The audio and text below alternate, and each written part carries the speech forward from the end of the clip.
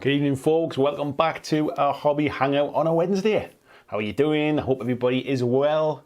Let's see who we've got in the chat tonight. I think there was a few in. Well, probably a little bit earlier, shall we say. Who have we got? Peter Nicholas says, I think I'll be first by the time we start. I assume you were chatting to Arnold, checking by the next comment. Good evening, Arnold. How are you doing? Mr. Trainer Guy says, all right, lads. How's everyone tonight? Finally, after 2 months, I got my supplies to finish my army. Nice one, mate. I'm glad you have them now. David Moffat's in as well. Timbo Clev's in. David Mackay. Hello to you, gents. Fat Cat says, hi all. Anyone know where to get a couple of the original Mantic Giants in the UK? Everywhere seems to be sold out. I did a little bit of digging, mate, when I read your comment there. And because they're out of stock on the Mantic site, I'm assuming with the whole lockdown and stuff, they're probably waiting on a delivery. They're all plastic, that kit. So I'm assuming it's not sort of made locally. Maybe they're waiting for them to be shipped in, potentially from China or somewhere like that. So I think, yeah, they'll be coming back soon, mate, but I think you're just out of luck at the moment. You could maybe try eBay or something like that, I suppose. Blizzards is in as well. Good evening, Blizzards. Richard painting the minis. Nice to see you, Rich. How you doing? Six in the head says, what's up, Budweisers? How you doing, mate? Kieran's in as well. Nice to see you, Kieran. Christian's in today as well. No D&D for you, sir, tonight. Mark writes in, says, evening all. Dirk's in as well, saying, first again. How do you suckers? Arnold said he's finally doing the gate sections of his Warcry terrain set. It's turning out to be a big project. I kind of whizzed through mine, mate. I didn't really take too much care and attention, I suppose. But it looks pretty good, mine. I'm impressed with it, but it really was a lot of dry brushes and stuff. Tony Booth Lightens in as well, says, up all. Nice to see you, mate. Dirk's in the second print run with the new Anycubic was for the trash bin. He's trying again. We'll be painting these Blight Lord Termies for Kill Team. Nice one. Tim Kelly saying, get the band on. An evening all. Good evening, Mr. Kelly. Economics Academy. Good evening all, he says. Good evening to you too. John Estel says, so any guesses what Andy's painting tonight? I'm guessing either his thumb or trying contrast paints on gaming mats again. I can't believe how well that cleaned up on this mat. These kind of neoprene mats, it kind of made me definitely want to invest in more of them because I spilled a full tub of contrast paint on it and it just mopped up. It didn't even sink in. What am I painting tonight? I am going to be painting some Birds and Badgers stuff. So very kindly sent to me by Mr. Tim Kelly for my birthday last year. They've been built and primed. One of them's pretty much been done. And I took them all away. I put them in a box. When I was organising this kind of studio thing and doing everything, I didn't want them to get damaged. And then I was hunting all over to try and find them. I knew I'd put them in a box somewhere, but God, could I not find the box? But yeah, I found them today. So that's why there was nothing on the thumbnail. At the point when I created and set up the stream this morning, I had no idea what I was going to paint tonight. I'll kind of talk about running out of projects and stuff in a minute. But yes, that's what I'm painting tonight. In fact, I'll just very quickly flash across. So let me pop it onto the... I'll put it onto a little stand. So this is one of the ones I painted first. So this was my little, I don't even know if it is a crow, but I decided he was going to be a crow with those big wings. Little bird there. So he was painted. I need to kind of finish off the base and stuff and do the eyes. But that's him all set. And then tonight, I think what we're going to probably do, we'll probably paint one of the bigger ones tonight, I think. So we've got this fox here. I think we'll probably be painting him. And we'll zoom the camera once I get set up properly, we'll zoom the camera. And we've got this kind of pirate otter as well, along with, I think there's kind of like a mouse or a rat here with a shield. We've got this little, I think that could be a rat as well, to be fair, with a little shield as well and like a dagger. We've got this hare, I think it is, archer. Very nice. They're beautiful sculpts, these folks. If you've never seen the Birds and Badgers sculpts before, they are absolutely beautiful, sort of hand-carved sculpts. And we've got this one as well. I believe this one was free when you got the rule book. It came as a little gift type thing. So yeah, we're going to be painting up Birds and Badgers. Nice little change of pace, something a bit different. York saying good evening, folks. We'll go back to the main screen for a bit. He says, let's get some painting done. Lord Maiden's in as well. Good evening, Lord Maiden. How are you? Mark Wright says, after Monday's live stream, I was very impressed with Vanguard, so I ordered a faction. He's gone for Forces of Nature, and also got some Centaurs and some Glade Walker Druid as well. Very nice choice, mate. I think John Estel's a bit of a Forces of Nature guy as well. I think he's been painting some for Kings of War. Tony's in as well, says, evening, my darlings. Hope you're all keeping well. Good evening, Mr. Howell. Barry Clive is in as well. Hello, Barry. Bobby Clark's in. Hello, Bobby. Six in the head says Andy's starting to paint the new 40k box for his 40k slow grow he's doing. I'm not on the privileged list of getting early boxes from Games Workshop, mate. Luke's in as well, says sup all. David Delaney says howdy BlackJack Arenas, what's everyone painting tonight? Yeah, what is everybody painting tonight? Let me know in the chat. Jacob's in as well, saying hump day, time for some painting therapy. James Zorm's in as well, he says he's still stuck at work, would much rather be painting. I bet you would, mate. Yeah, Richard said he's made a live one. Yeah, it's nice to see you, mate. I forget you've not been to a live one before. Chris Dawes is in saying hello. Gillian80's in, says g'day mates. Building some bolt action Germans, very nice. Small's in as well, hello to you Small. Paul Jones says yup. Robert Zunk says how's everyone. Pat Sinnott says howdy all. Andy, I think you need to show Uncle Adam how to start a stream. Takes him 10 minutes of clicking. It's honestly, it is so super simple. That's why I've got that little holding screen, you know, the one with the thumbnail on. Basically, I kind of when you're setting it up, so I've got Streamlabs OBS, which has all my stuff on. So I select that screen, I then click stream now, and it streams it to YouTube, and I get a little preview window. So as soon as I know that stream, I normally let it like stream for about 5 minutes beforehand, just to make sure it's a nice sort of steady, stable stream. And then when you're ready to go, you click the stream now on YouTube. You wait a few seconds, it starts the stream, and then basically that little holding screen at the start is just for me to kind of make sure everything's running well. And then as soon as I know it's running well, I just kind of have my little intro and on I come. It's dead simple. I don't know why he struggled with it. Luke's saying, I can't make up my mind what to do. I might paint some Rumble Slam. Oh, they're beautiful sculpts, mate, the Rumble Slam ones. Peter Coombs putting more Marines together tonight. Hello, Peter. Mr. Nicholas. You see, I had to repair my Tech Priest yesterday. Carefully painting him now. Tim saying, yeah, about time. Luke saying, bloody marvellous, finally some birds and badges on the BlackJack. And Kieran says, ooh, birds and badges, still get some of those. We'll have the rule book and some Mice and Mystic proxies. Yeah, we'll have a look at them tonight. I'll kind of zoom in a bit better as well when we get up and painting. Mike G says he's in as well. He's finishing his Star Saga Heroes. Richard saying it's a surprise, you know I'm doing some Kings of War. It's a surprise. Dave's in as well saying may your drill bit angle not go through your may your drill bit angle not go through your mini's foot while pinning. Yeah, I tell you what, mate. I've done that many a time, come up with a drill bit straight through the top of the foot. Kieran saying I am digital painting tonight. Assets and functions for Dreadball Vassal. Nice one, mate. Barry Kleiber saying they look fantastic. Yeah, we'll zoom in a bit closer once I get started, mate. Peter saying the minis remind him of Mice and Mystics models and the Reaper Bones ones, the Mouselings. Oh, I tell you what, I've just got a little message there on my screen saying my device needs to restart for an update. It ain't doing it now, that's for sure. Peter saying it's coincidence because his intention is to paint some burners and badges next week. Busey's in as well. Hello, Busey. Simon Parfit's in as well. Nice to see you. Yeah, he's addicted to the shrews. I think I'm not much of a kind of an animal lover, to be fair, so I'm kind of looking at these going, it could be a shrew, could be a rat, could be a mouse. Tony Tiger, good evening to you, mate. Timbo Clev says the last Primaris aggressor tonight and then a couple of squads done. Yeah, I never thought I'd hear myself say this, but I felt kind of bad. I'd run out of Marines to paint. I actually, after 3 years of doing absolutely nothing with that starter set from 8th edition, I got the entire set done in like 2 or 3 weeks. And actually, I was on a bit of a kind of like, a bit of an energy to keep going with them. I never thought I'd get them finished like sort of this quick. So yeah, but I thought I'm not going to buy any more. Not if I'm going to buy the new Indomitors box anyway. John says he's working towards Forces of Nature, but still on Trident Realms. That's what you were doing with. I thought that was the kit. I got them two mixed up. Lord Barclay III. Good evening, Lord Barclay.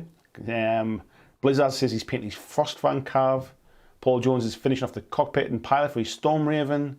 David Mackey's got the Terrain Crate 2 stuff on the go, doing the forklift truck. Lord Maton's painting up some more of his Bad Squirrel Amazons, and he's sorting out his hobby space. Rob's working on some islands for Black Seas. Oh, remind me about pirate stuff in a bit. I'll come back to that.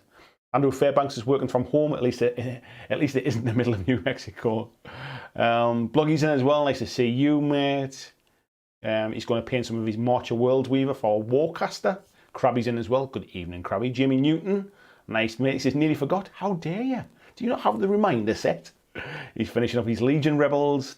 Deb's with us in as well. Good evening, Deb. How are you doing?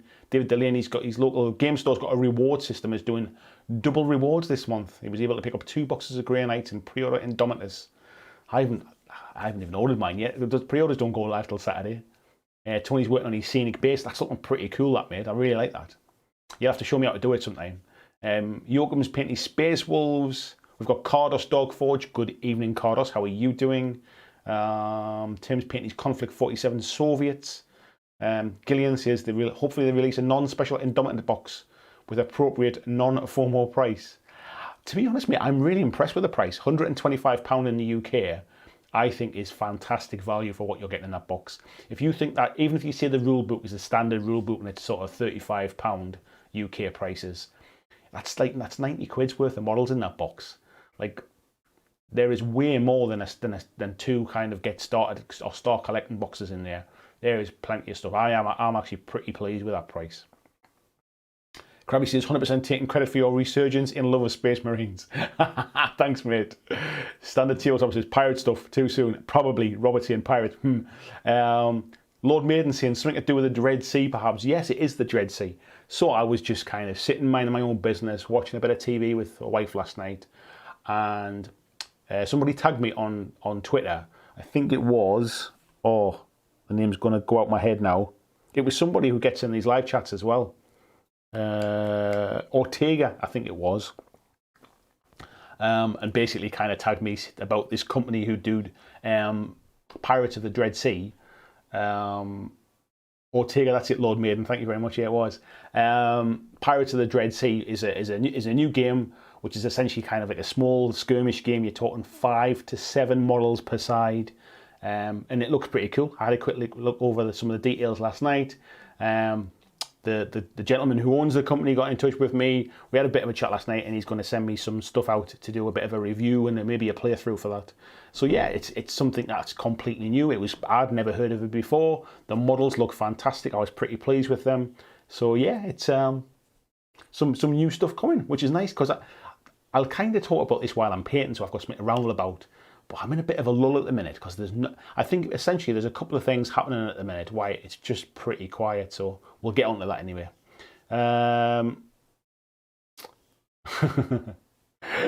Peter's saying, what letter of the alphabet is a pirate's favourite? Nice one.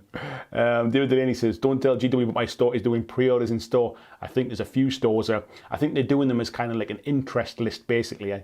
I'm probably going to miss out because I didn't get on the pre-order list for the pre-orders. Tony says, is the Indomitus box worth buying twice? Seems good value, but never played 40k. So not sure what models can be used duplicate for games.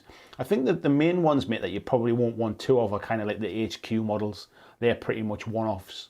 But if you could sell on the book from the second set, I think you're probably still kind of quids in. You could probably even sell on like the HQs to people as well, I would imagine. So if you want that many stuff, even though it's good value, I'm only going to buy one. I want to make sure I paint what I've got before I move on. I'm only really looking to get into combat patrols, 25 power level type stuff.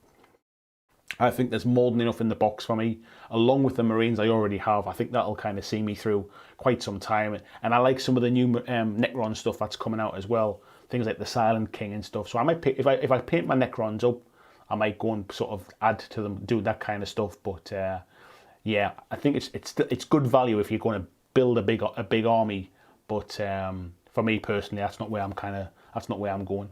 Kieran saying the price of £125 far better than I expect after seeing the contents. Still not sure if I'm going to get it though. At 15-20% off, is Indomitus too good to miss? There's always that, mate. That's how they get you. Marco was in as well. Hello, mate. He's painting Arcadia Quest. They're looking fantastic, mate. I'm sure everybody's told you, but yes, looking really, really good. Peter says most people think it's R, but it's actually prefer the C.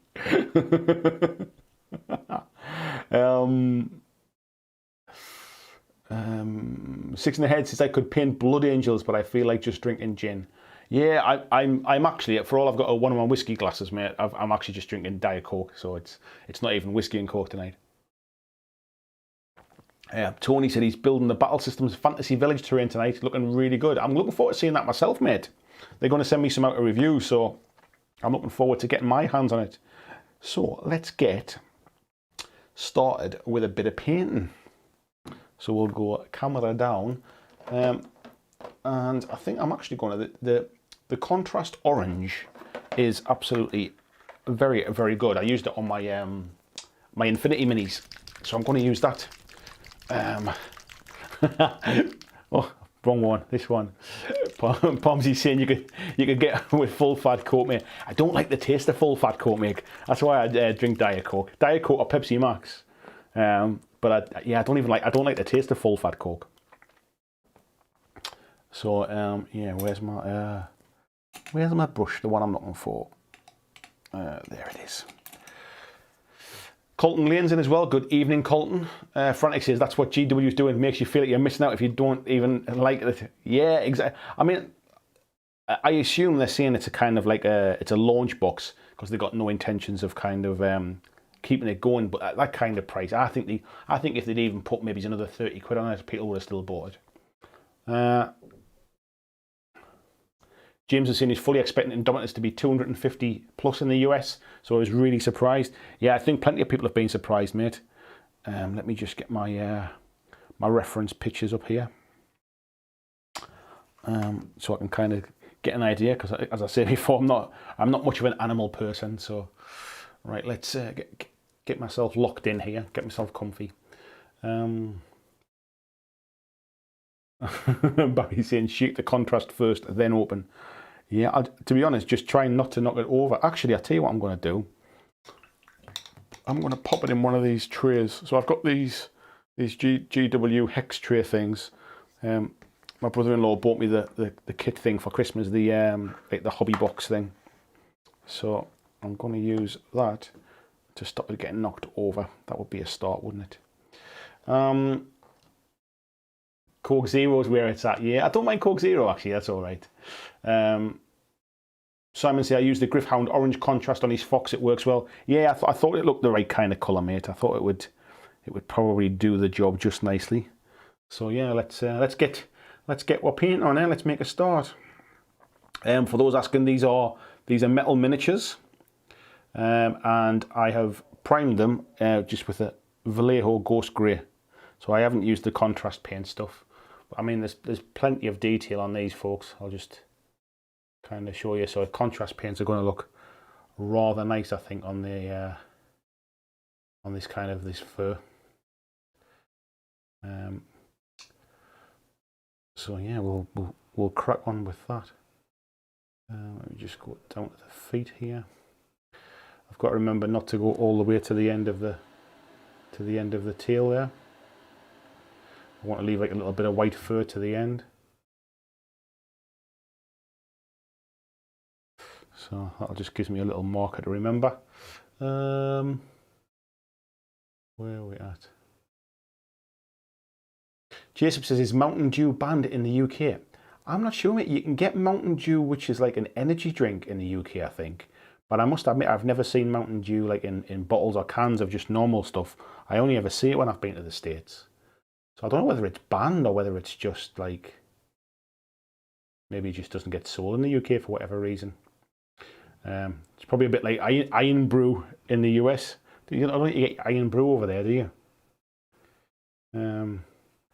You don't know what you're missing. I don't mind a bit of Iron Brew. I'll tell you what I heard. I was listening to a podcast, which was a Wild West Exodus podcast yesterday, and they were talking about sarsaparilla. I can't remember the last time I had sarsaparilla. It's not even a word I've heard in like so long. We're getting right off topic tonight, and we're talking more jinx. John Francis saying Iron Brew all the way there as well. Chris Dawes says, anybody remember Tab Clear? I do, mate. It was kind of meant to be clear Coke, which is like a drink that nobody asked for. Nobody needed clear Coke, did they?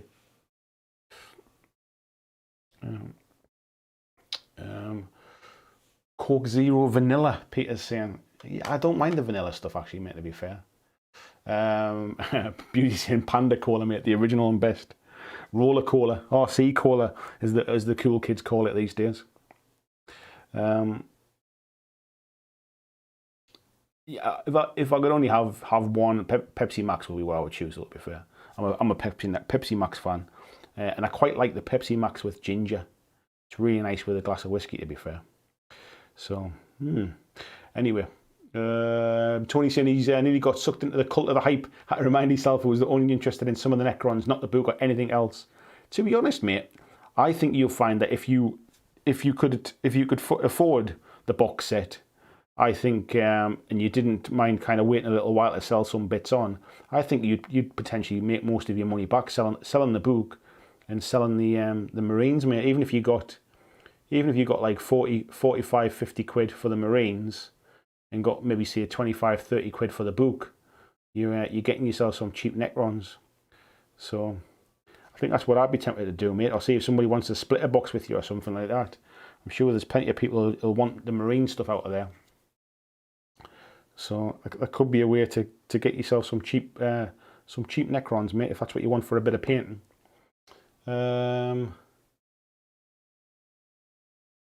Timbo saying you can get Mountain Dew in some supermarkets.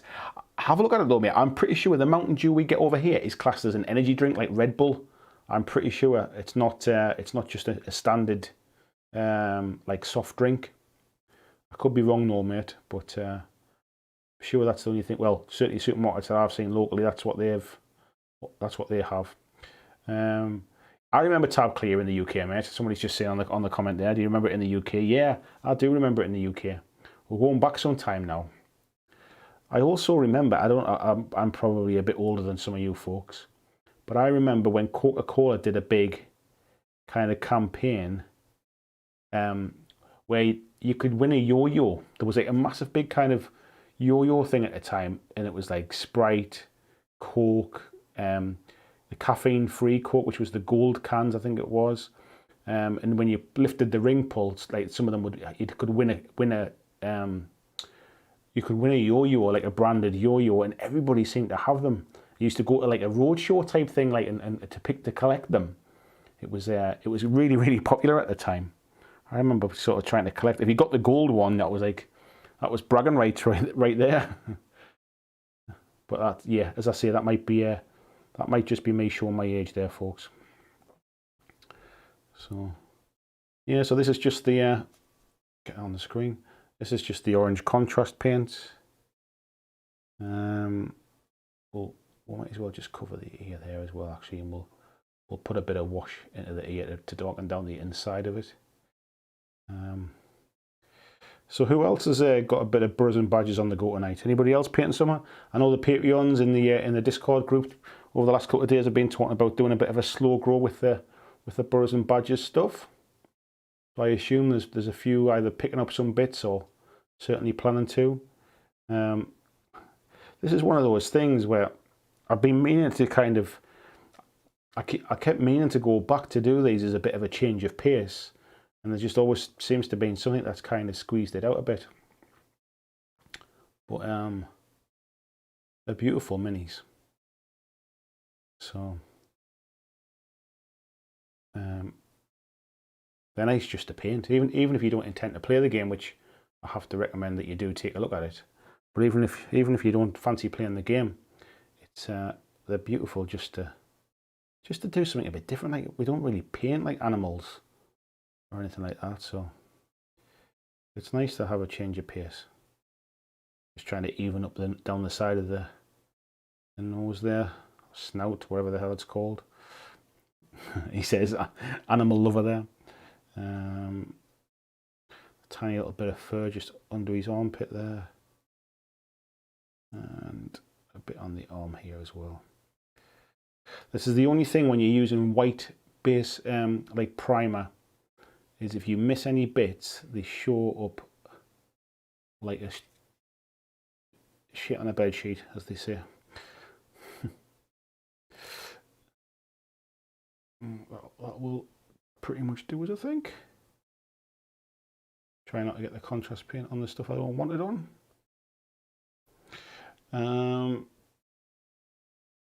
That's it. Pomty's saying it's not bad, it's just terrible. Peter, a big fan of cherry cola there, but he prefers whiskey. Frantic says, how's painting metal resin versus PVC? I feel a bit intimidated to get any system with such models used to hard plastic.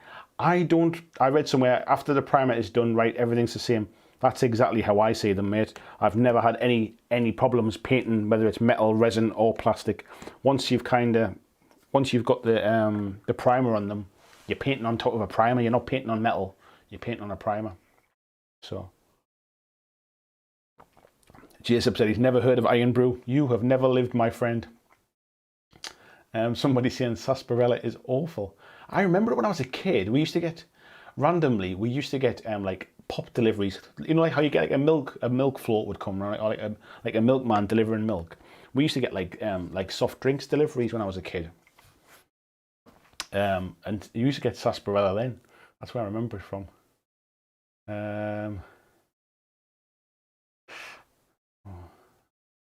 Well, yeah. Yeah, sarsaparilla is horrible. You kind of remember, it's got that kind of almost like Dr. Pepper type weird flavour all of its own, I suppose. Bloggy saying, do you mean Steel Reserve beer? I've never heard of that, mate. James Thompson used to be nuts for Mountain Dew, can't drink it anymore, too sweet. I'm a bit like that when I go to the States. I like a little bit of root beer, but only because I don't really get it here. But yeah, that's pretty sweet too. Simon saying you can get Mountain Dew from Subway. Wow. Dave saying old grannies make sarsaparilla. It's obviously got some kind of connotation with like the Old West or the Wild West type thing. And I've got no idea why why that's the case. Right, I think we're going to do a bit. Well, let's just stick with the contrast paints, I think, and just see how it goes. Because I quite like them. I'm liking them a lot at the moment. Thank you to Mr. Howell there, who sent me some stuff over. Let's which one we're going to go with? Do we want the Gore-Grunter Fur? I think we'll go with the Gore-Grunter Fur for this one.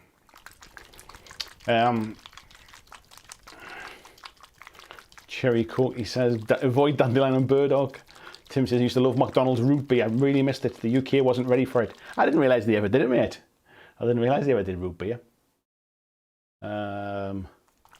Timbo was saying his corner shop sells Arizona iced tea and he's addicted.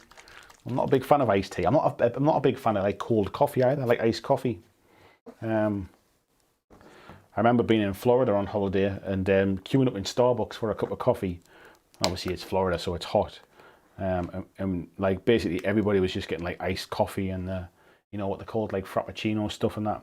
When I asked that for a proper coffee, everybody's looked at me like I was nuts. It's like, do you know how hot it is outside? That's outside. What you're actually ordering a coffee for. But yeah, I like a cup of coffee.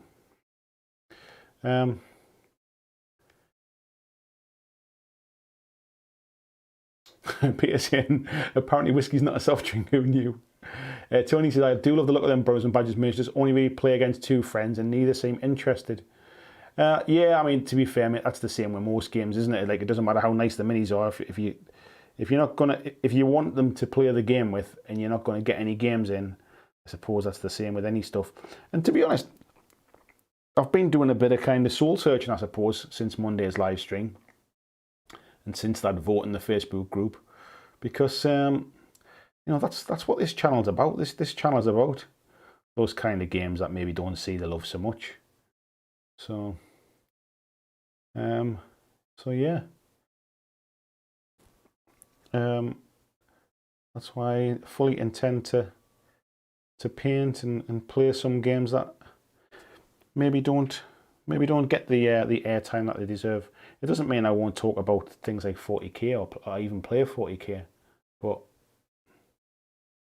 my point of difference is the fact that that's not what I do. So it's quite interesting having that vote this week. It's made me really kind of think about that kind of stuff. So yeah, just getting this is just kind of like a brown leather type thing. We'll probably go over it with a wash to darken it down in places, I think, because the only thing I don't always like about contrast paints is they can be sometimes a little bit too bright. This is why I like to do them over at a Zenithal Prime, is because then it kind of darkens them down a little bit as well. But when I primed these, I wasn't really thinking ahead. So, and I don't think I painted the last one with contrast paints, to be fair. So, but we'll just crack on, as Mel would say. Has anybody heard from Mel recently, by the way? Is he okay? Is he on the mend? I know he wasn't very well too long ago. Let's get a bit more of that done. Just put an extra bit of coat on there, I think, just to darken it down a touch. There we go.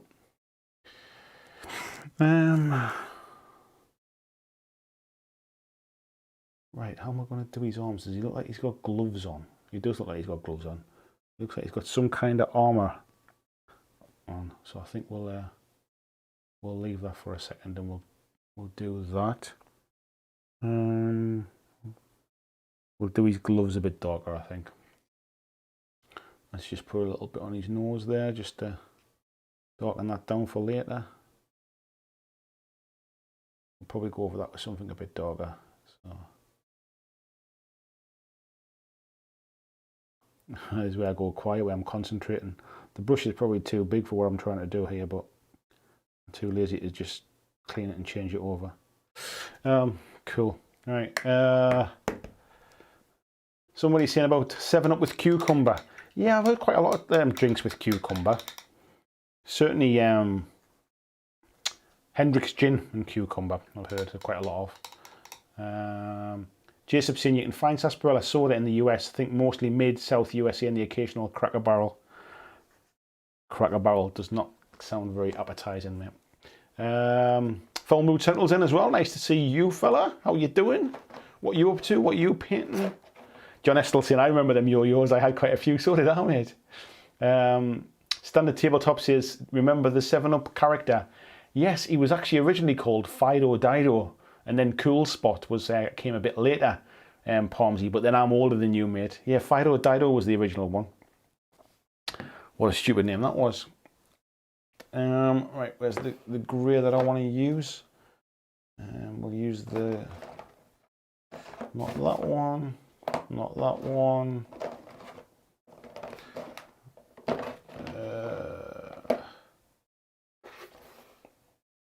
Not the Basilican grey, not the Spaceballs grey, not the white.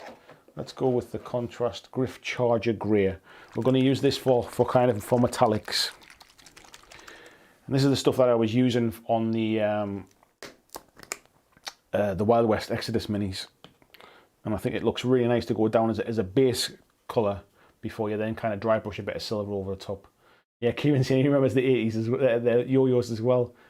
David Matthews, good evening, David Matthews, said he still has his Sprite yo-yo. Wow. Chris is saying the yo-yos got banned at school. They were everywhere, weren't they? They were absolutely everywhere. But I remember the gold ones seemed to be. Oh, what's happening with my camera there? Let's get a bit of focus going on camera. Thank you very much. I remember the gold ones seemed to be quite hard to come by for whatever reason. They were kind of like a limited edition ones. God, the things you remember from your childhood. Get that into there.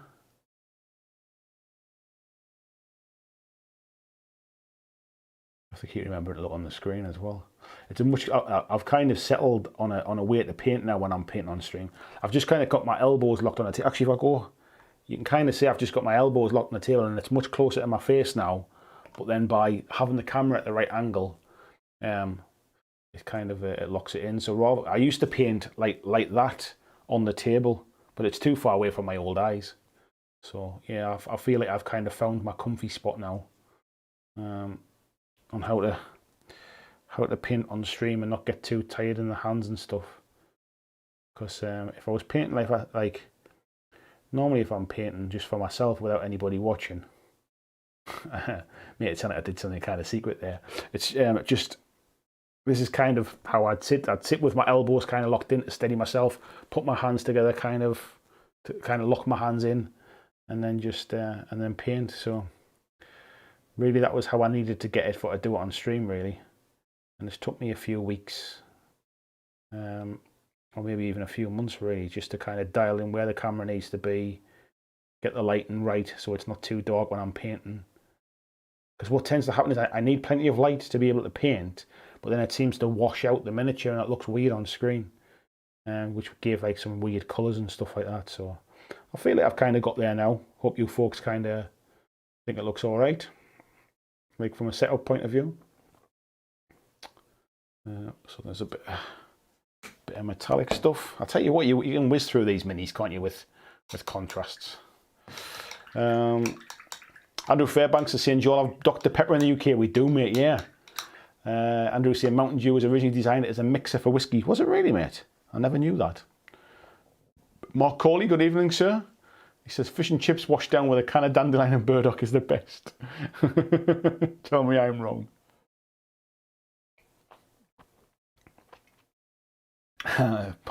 Busey saying, whipping on a string, them yo-yos.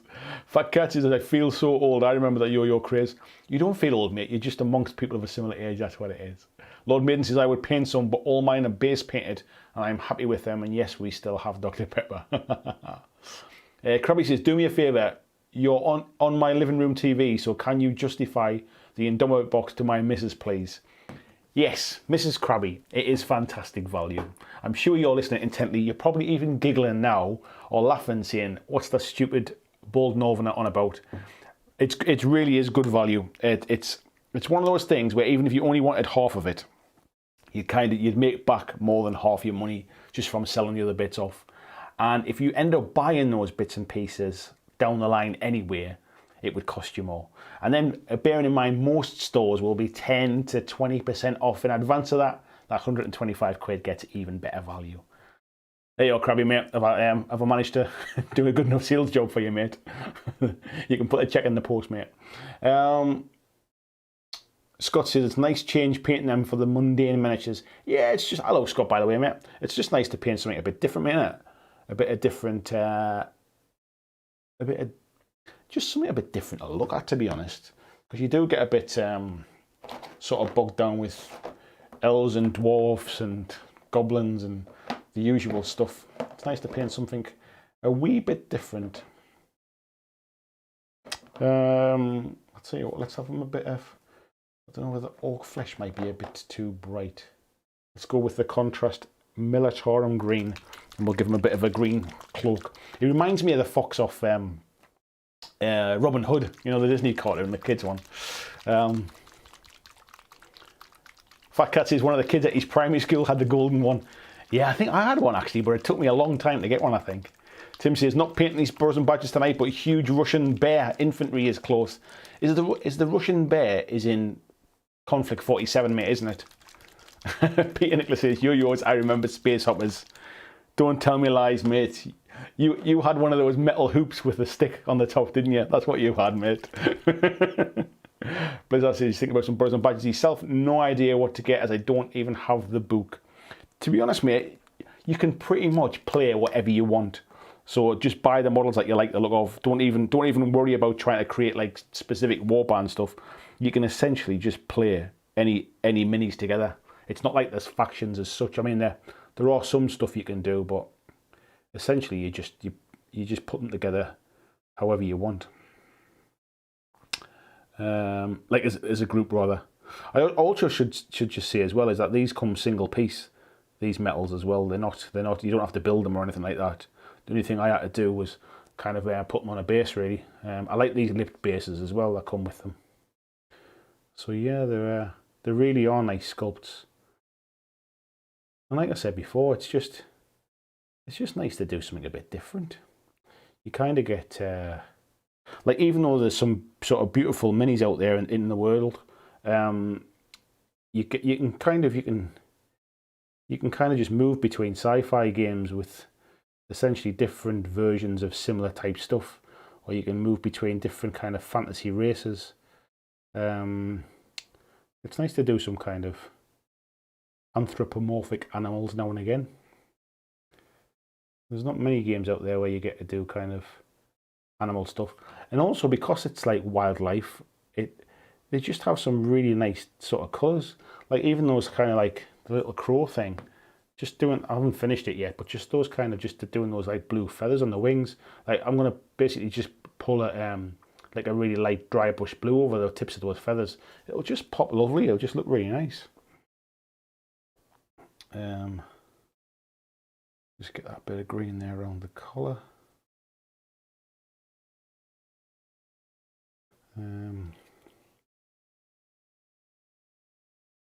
Nice one.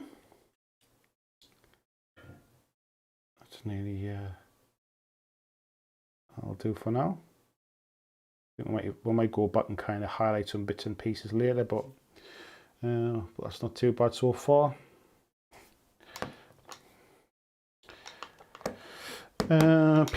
Peter says, for people who like to play smaller games, Splintered Light Miniatures has very nice anthropomorphic animals in 15mm. Oh my god, mate, in 15mm. I mean, these... I mean, look at the difference in size between those two, basically. I wouldn't want to be painting anything smaller than this, mate. I don't think my old eyes could take it. Andrew Fairbanks, he's been reading the... Let's have a look.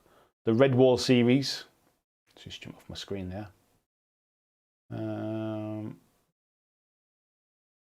If I can find it again.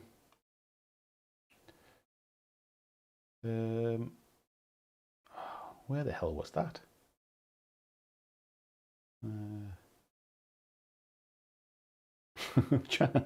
Where the hell is it? Oh, there it was. Andrew saying, been reading the Redwall series to our newborns to help them sleep. That's quite a nice thing to do, mate. I started trying to read Batman Year One to my little one the other night. He's into kind of superheroes and Batman stuff at the minute, and he thought it was dead cool to kind of be reading one of Daddy's kind of grown-up Batman books. But then by the time I'd read him the first 2 or 3 pages, he weren't quite so interested. He wanted to go back to his own stuff, things like Super Tater. So I tried. What can I say? Right, I want to use a bit of a darker brown now, I think.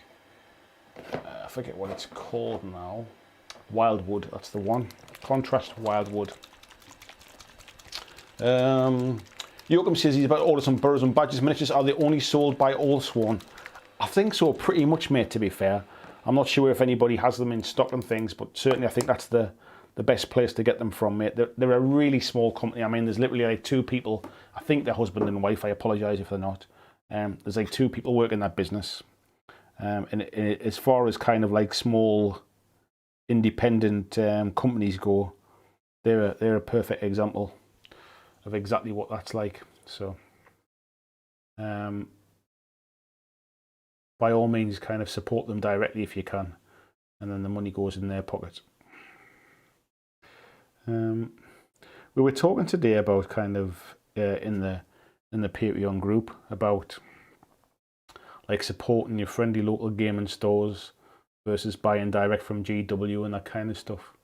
And I'm a big believer in kind of supporting like a FLG, but as I mentioned in the group today, I would only really support my own local gaming group, my gaming store, if I played there really. Like if I don't play there, or if I don't kind of like use the facilities, if you like, I'd probably just look for the best price, because at the end of the day, every gaming store really is a friendly local gaming store. There's no big kind of international chain shops when it comes to hobby stores really, outside of maybe something like Travelling Man, if you like, in the UK, or like Forbidden Planet. That's probably as close as it comes.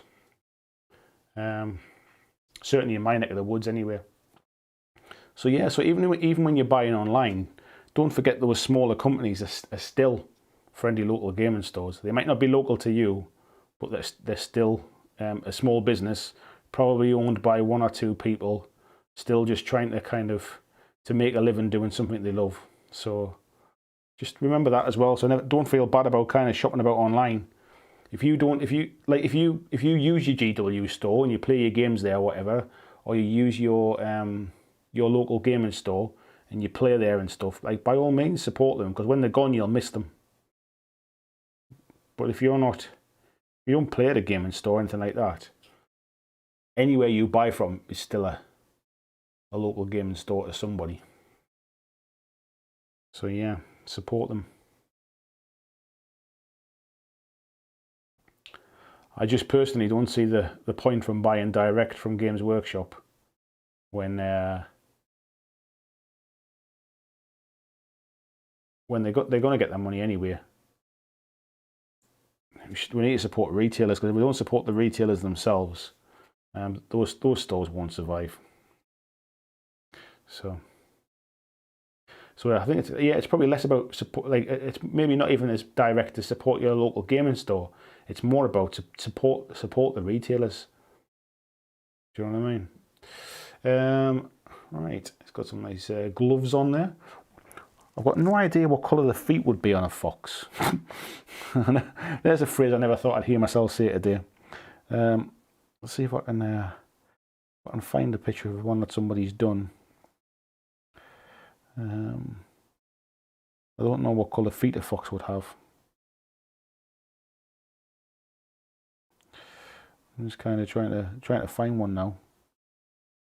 No, I'll have to search later.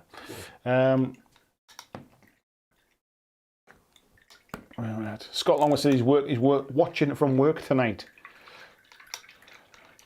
Nice, mate. I hope you're not working too hard, buddy. How's things? Coca-Cola gymnastics badges. Well, I don't remember them, mate. Scott's saying, come on, Andy, start off the Brothers and Badges slow grow. It's already been started off, mate. It's been started off in the Patreon. I think Anna and Christian and Tim and that were talking about it over the last couple of days. So yeah, it's already begun, mate. Get on the track. Get on board. Foul Mood is saying, contrast for the win. Been using it and dry brushing afterwards. It works well together. Yeah, exactly, mate. That's what I've been doing as well. James on saying, unsweetened iced tea is my go-to. I don't think have I had iced tea before? I might have had iced tea once or something. But it was obviously not so memorable that I bought it again. I don't. If I'm going to have a cold drink, I think I'd rather either have like a Coke or something like that, or like a Sprite, or a beer. that would do it as well. Like.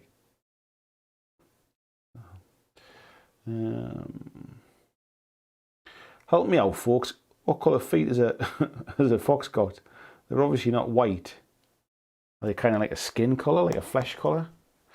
Where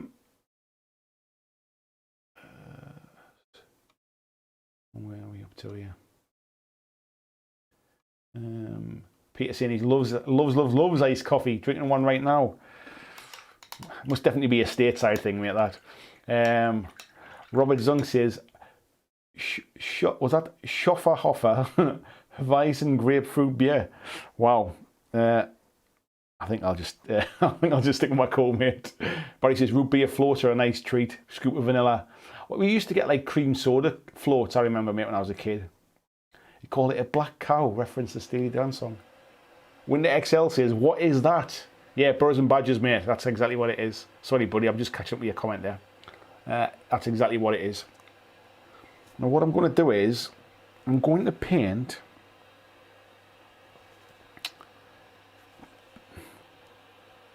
Thanks, mate. Thank you, Peter Kuhlman. That's what I needed, mate. Kind of browny fur at the front, aren't they? That'll do it. That'll do it. We'll do that. We'll do it dark in that case then. I knew I could rely on you folks. I knew I brought you all along for something. A bit of chat going on there about Brothers and Badges. Dave Mackay says, Soda Folk do a root beer in the UK. You can also get in Red's True Barbecue. Red's is fantastic, mate. I do like a Red's barbecue. Obviously, not been for a while. Of course, Boris is going to give me half-price Red's barbecue soon. But yeah, I got into Red's barbecue when I was working in Manchester because it was lovely to that one there. And then not too long ago, there was a one opened in Newcastle as well. So we do have a Red's in Newcastle now. James Brazen as well. Nice to see you, mate. Scott says, never thought about using contrast paints on Brothers and Badges Mini. Do you know what it is, mate? I use them on almost everything now. I'm just in a happy place of not worrying about every fine little detail, and it's just the fact that it's not even the fact that they kind of do the whole highlight and shade thing. It's the fact that they just have such a high pigmentation on them. like it just gets the job done fast. So, and I'm not worried about trying to thin them down to get like a certain consistency or anything.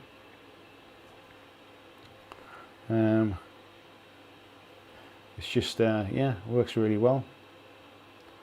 I assume my wife's gone in the shower. If you can hear that noise, it's the water running in the bathroom next door. Oh no, she hasn't. She must be just washing her hands. All the pipes must run along the back of that wall. It's bloody noisy.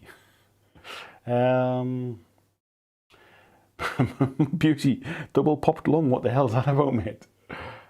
King John's back. He says, "Yeehaw! I'm back. I've missed it. Nice to have you back, King John."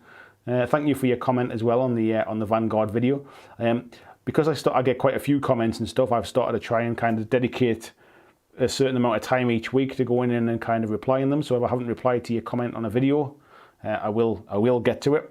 But yeah, otherwise I felt like I was basically spending a little bit of every day or every few hours going in and replying to messages. So I'm trying to kind of batch them up now and try and be a bit more efficient with my work. That seems to be the best way to do it. Let's scroll down the chat a little bit there. Scott's saying he's got bad back and breathing problems, I believe. Are we still talking about Mel here, are we? Is that who we're talking about?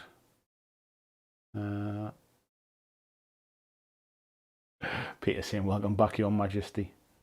Yes, King John has arrived. That's because I mentioned the fox off the fox off Robin Hood, and then King John arrived. Bobby Clark says, "I'm painting some scratch-built church candles for a marine display board." Do you know what it is, mate? Bobby Clark, I've been seeing your stuff on Instagram. Oh my God, is that looking brilliant, mate? I'm pretty sure that's you, judging by your little symbol there. What's your kind of painting sort of channel called on Instagram, mate? I forget the name now off the top of my head. But I'll give it a bit of a plug, mate, because it is absolutely beautiful, the stuff you're doing. It was when you mentioned that it reminded me who you were there. But yeah, talk about something on a different level, mate. Yeah, Vimto cans used to have a bulldog on them. I don't remember the bulldog from Vimto cans. Timbo Clev says, "Cool spot, the game on Mega Drive." Yeah, I don't know at what point Fido Dido became that.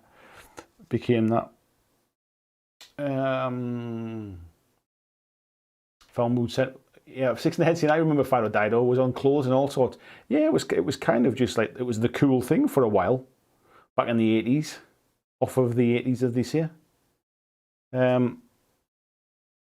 Yeah. Oh, how times were different, eh?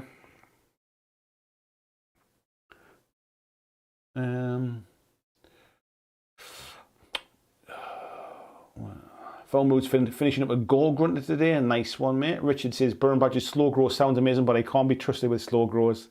At least with Burrs and Badgers, mate, there's only a finite amount of miniatures. So you'd be done at that point. You wouldn't need to be painting an army's worth in a month anyway. That's for sure. Even if you bought one of every mini they do, you wouldn't be buying that many minis in the grand scheme of things versus things like Kings of War for anyway. Yeah, for sure. Anyway, Old Maiden's having a chat there as well. Six in the Head says, "Coca-Cola mini footballs." I remember them as well, mate. I remember the Italian 90s stuff.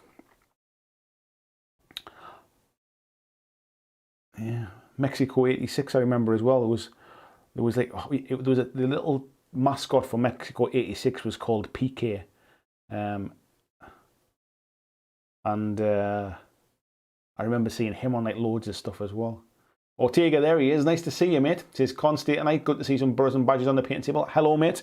Was just chatting about you earlier on, mate, about putting me in touch with the folks at Pirates of the Grand Seas. The Dead Seas, sorry, not the Grand Seas. The Dread Seas, even. Let me get the name right.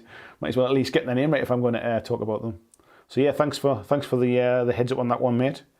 Really appreciate you putting them in touch with me. And to be honest, folks, that's the kind of stuff that really helps me out. Kind of your recommendations to companies. Otherwise, I'm just a dude that's kind of looks like I'm searching around for free stuff. As you'd be surprised, many are.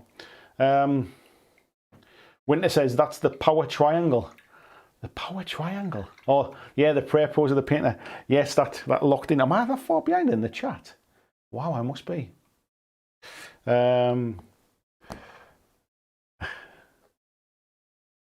Tony saying from memory, I won a gold yo-yo beating someone at marbles. Marcus says, now I know why losing sales and you're not. Exactly, mate. I'm not a salesman. I've said that many, many times. Right, we'll get a bit of black around the base there, I think. Tony saying, mixed stock car racing with caravans and RVs. Bloody hilarious. What on earth are we talking about here? James is saying, contrast makes that fur look great. Yeah, it really, I mean, let me just get a bit closer then. You can kind of, it really just, there's so much detail on them that it just picks it out nice.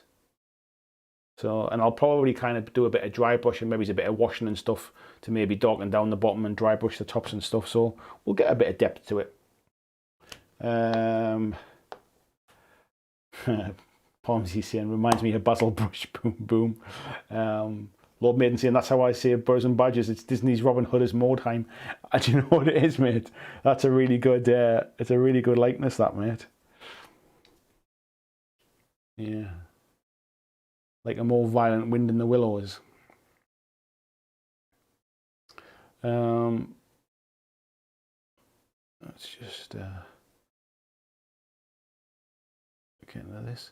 I'll tell you what I've gotten into recently, folks. Just using a really kind of cheap, I think it's like just came in a pack of like loads of different ones for the little ones, painting stuff, for using for doing like things like painting over sand at the bases and just or going around the rim rather than using my good brushes. And like wrecking a point on them when all I'm trying to do is get paint down like quick and in big batches. I've kind of got used to just using these, which has been good. Parzival says still not painting any Birds and Badgers miniatures as his friends are still into bolt action and conflict 47. I'll get them at some point, but he's painting an 8th army at the minute.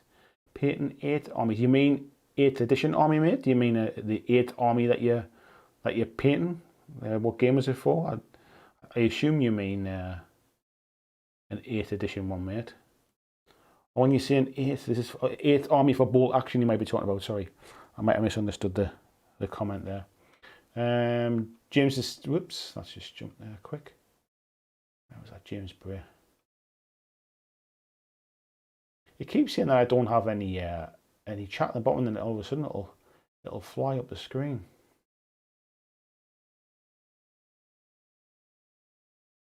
James is saying might need to try and get some single units from some game and make some cool dioramas. Tony does that a lot. Just kind of buys them in easy likes. Tony Howell, that is. Buys them in easy likes. Just makes a little diorama. Kind of got a lot of time for that one. It's just, you know, just little projects like that just to set yourself a target and just complete them. I mean, the stuff he's doing at the minute with that basin, it's nice to kind of see the progress where he's been showing how he started with the layers, and then when he's been doing the kind of the casting of the bits of rock faces and stuff. It's just nice to see how they all go together. So often you see the finished article and then people go, oh, how did you do that? How did you do that? It's quite nice just to see the kind of the work in progress. Just to see it all come together. I was impressed with the water finish as well, to be fair, Tony. That's quite a thin coat there. We'll let that one dry a little bit.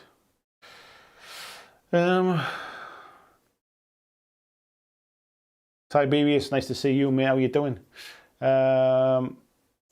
Tim Borson, his missus is a zookeeper. I'm have to buy some and paint them up for her.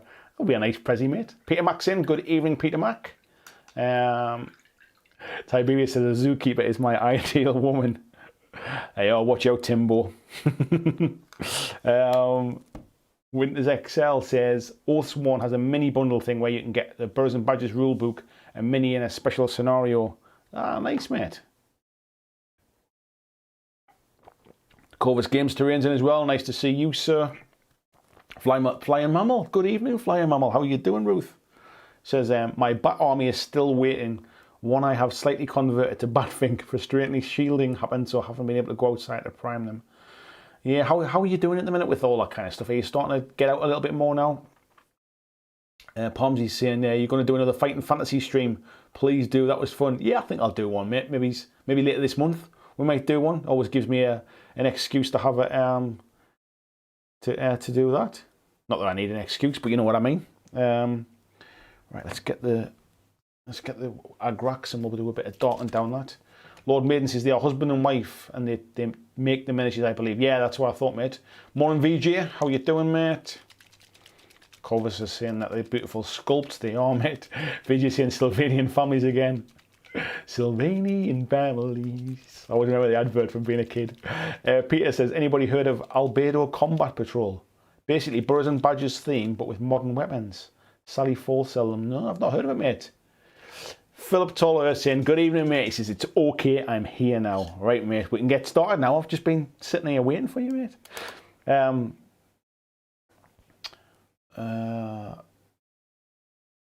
Where are we at? Dave saying, Spain has a chain of hobby stores. Goblin Trader. Does it really? We don't really have them in the UK, mate. Like any kind of like a chain of hobby stores, I don't think. Wow, I really am behind the chat now. What time is it? How did I get so far behind? Winter's saying that there are some unfriendly local gaming stores as well. They're run by jerks or have a bad community. There is that as well, mate, to be fair. And I think people should call them out if that's the case. We shouldn't be. There's too many good places out there to be supporting the not so good ones. So, right, all I'm doing, folks, is I'm just coming in. Actually, I think I'm going to come in a bit more with this Agrax, just kind of water it down a little bit, just to give a little bit of depth to the fur, and then I'll probably just dry brush it on as well. Just give a bit of depth to it. Yeah, unfortunately, there are some not quite so friendly local gaming stores.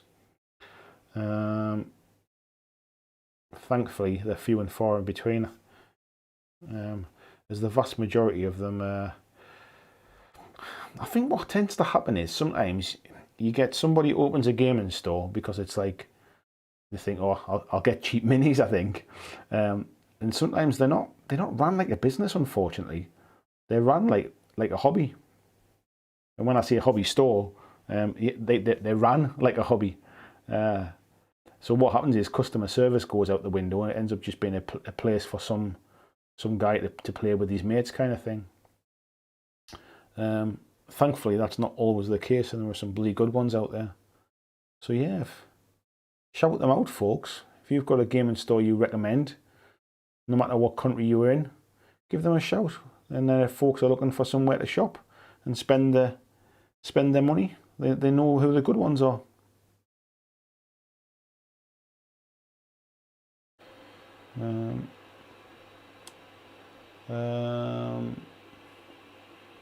Tim saying, yep, they make a fantasy adventure called Sensible Shoes. This Arissa Blood Bowl, I was going to say. Burrows and Badgers, buildings are cracking too. I'll have to look at the buildings, mate. Somebody, who was it? I was building some of the buildings recently. Somebody in our group, I forget who it was now. But yeah, they were nice, mate. They were nice. That's it. I've got a bit of a wash across there. It's funny, since I've painted the base brown, the white feet don't look quite out of place now. I mean, obviously I'll darken them down and stuff. Essentially, it's a bit of darker fur, isn't it? But yeah, it doesn't look quite out of place now.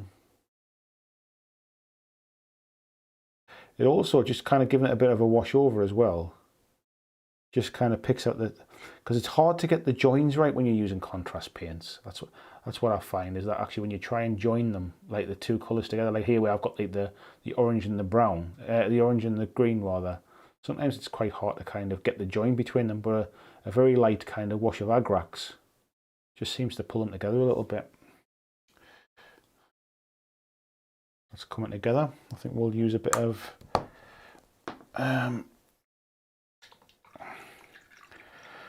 oh, actually, I've missed a little bit of Agrax there under the armpit.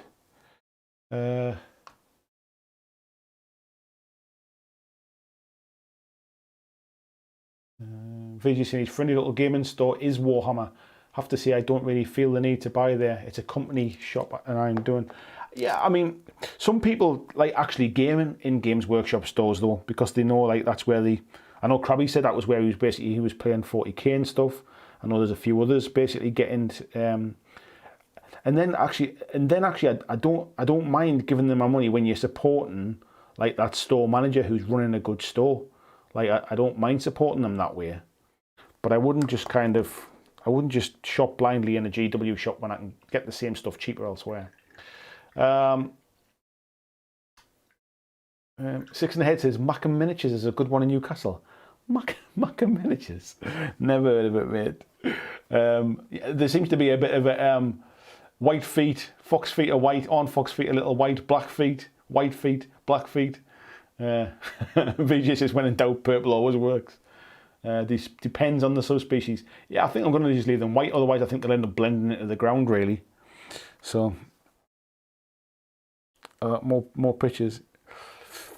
Peter's on the boat tonight, that's what it is. Let's have a look. So that was the first one he sent me. So it's a black fur on the front, and then the next one shows it's kind of like white down the feet. So I think I will cut everyone some slack. I think you were all right. It kind of is a mix of black and brown. Fox Force 5, Barry says. Dave's on about the Coca-Cola gymnastic badges there. Fat Cat says, speaking of ordering direct, has there been an update on the Mantic code for the Kings of War slow growth? There has been, mate. Yes, I got it yesterday. I got it late last night, and I've not had a chance to update it yet. However, the code has dropped to 10% now for the last couple of months, and the reason for that is that basically the kind of retail stores are open now, and obviously Mantic started at 15% and they increased it to 20% while the lockdown was on, but it's now going to be 10% because I think, to be fair, I think they were essentially kind of taking trade away from stores because everybody was just using the 20% off code and not shopping online at companies that were only given like sort of 10 and 15%. So the code will be 10%. I'll put it up in the group tomorrow. I've just not had a chance to kind of get it up there today. But if you're in the UK, obviously there's my affiliate link to Goblin Gaming. They have 15% discount, so you can shop through them, and obviously I get a little bit of commission from that. So if you want to get a bit more discount, I encourage you to shop there. However, if you're overseas and the shipping fees for Goblin Gaming don't work out quite so fortunate for you, the 10% off at Mantic code I'll raise tomorrow. So yeah, I actually forgot about it. Rob sent it to me late last night after I'd kind of switched off for the day, and I meant to do it today and then completely forgot about it. So thank you for reminding me. Just keep kind of putting a few layers of those black bases. I find if you really thin down the black for the rims of the bases and just put 2 or 3 really thin coats on around the base, they always look sort of super smooth and super neat. Right, I'm going to kind of let that dry for a bit now then, because that's kind of needs those washes to dry. This is why I'm looking forward to getting those new Redgrass Games handles, because now I need to try and lift this off without kind of taking it off getting it kind of damaged, getting any wash on my hands. Let's go with a rabbit while we're on here.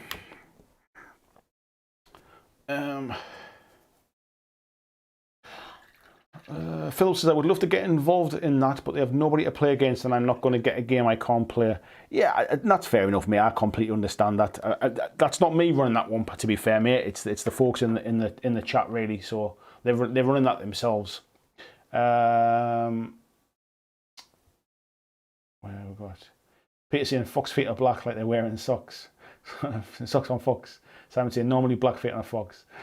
Tim says talk about the Peter in chat with Burrows and Badgers slow go 350 pennies by the end of August. Play it together at the next BlackJack weekender. Yeah, if that ever happens. Paul Inman, mate, nice to see you. He's saying Fox paws are the same colour as the rest of the Fox, usually red and white. That's UK Fox. My God, I've never...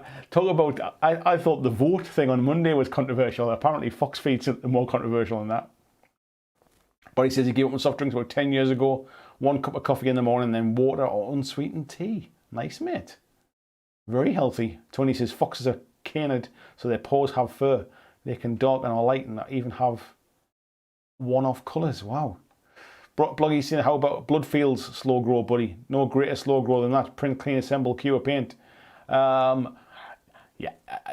it becomes very, very niche, mate, when it comes down to the only folks that have printers. That's the problem, mate. Probably saying darker brown, up and down the shins. Peter's saying it, she's using the shower to wash her hands. How big are her hands? No, all I could hear was the water, mate. And then when I heard it go off, it was turned off. It was definitely the sink, not the shower. Winter says GW contrast paints can be great on anything with texture, lots of detail. Some Infinity Minis do well with contrast. Yeah, they definitely do, mate. I used them on mine, on the Eugene ones I did. Pomsy saying, when are you thinking about doing the next BlackJack weekend, mate? Next year or this year? Definitely not this year, mate. I'm not looking at anything this year. The way things are going, I'll be really surprised if by the end of the year things are in a position where we can really even start to look at stuff. So yeah, nothing this year at all, mate. Robert says he's just ordered Firefly the game, damaged unopened box, so pretty cheap. Nice, mate. The minis are quite nice, actually, I seem to remember. Red Eagle Studio, Bobby Clark, that's it, mate. Thanks for the shout. Please, folks, if you are on Instagram, please go and check out Red Eagle Studio. In fact, do you know what I'm going to do? I'm going to do this the old school way. I'm going to just bring up the pictures that I've been looking at. I still say you should go and check it out. Let me find it in my list, because I've been looking at the pictures today. Let's have a look. Of course, I've had like a flood of new stuff come through. Where will I find it? I don't mind showing you my Instagram feed. I've got. I don't follow anything of any kind of anything dodgy. Siege Studios. I'll tell you what. Let's just search for it. What was it again? Red Eagle Studio, there it is. So I'm going to go back slightly. So this was kind of the start of something that I was looking at. This is an old school way of doing it, isn't it? Just put it on the screen like this. So you can see here, basically it's like an ultramarine temple type stuff, and he's using some GW bits there to build up some kind of temple. And then moving on, so then there's a nice like a marble test that he's been working on here, and then you can see where the underground stuff's starting to come together as well. I mean, your painting's fantastic, mate, but it just looks really, really cool. You can see here he's starting to do some steps and things for it.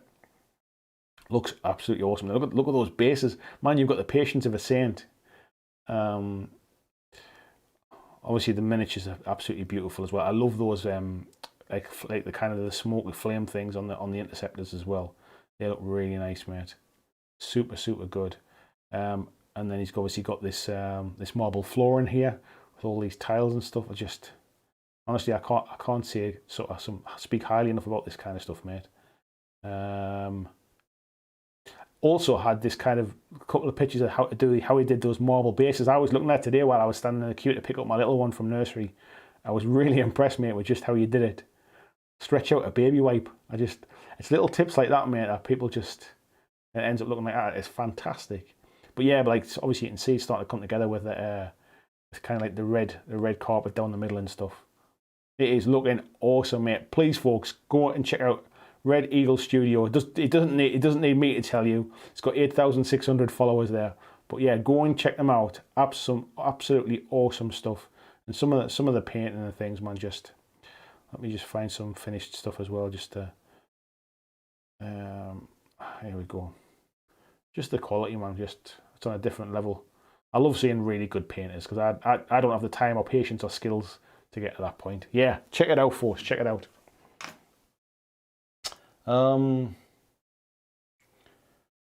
Luke says he's not feeling it tonight. Take care all. Okay, mate. Take care. We'll catch you soon. Hope you're feeling better soon. VG says he's going to have a crack at printing his first downloaded mini today. Nice, mate. Are you using a resin printer, mate, or is it like a plastic one? Where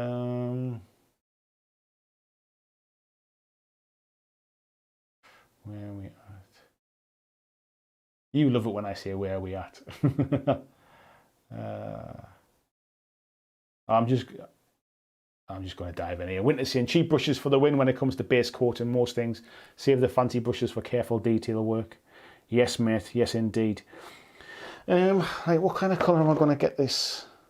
I'm going to try a skeleton horde on the rabbit's fur. Like kind of get that kind of like beigey kind of colour. Phil says he's trying to give his Primaris Gravis Captain a dark sabre. Nice, mate. Pricing good tip on the cheap brushes. Yeah, I just find it's to be honest, I find I use them for like a lot of contrast paints and that as well, as because I'm obviously just kind of slapping it on. So it depends on the mini as well. But as long as you can get a point, any brushes are decent, to be fair.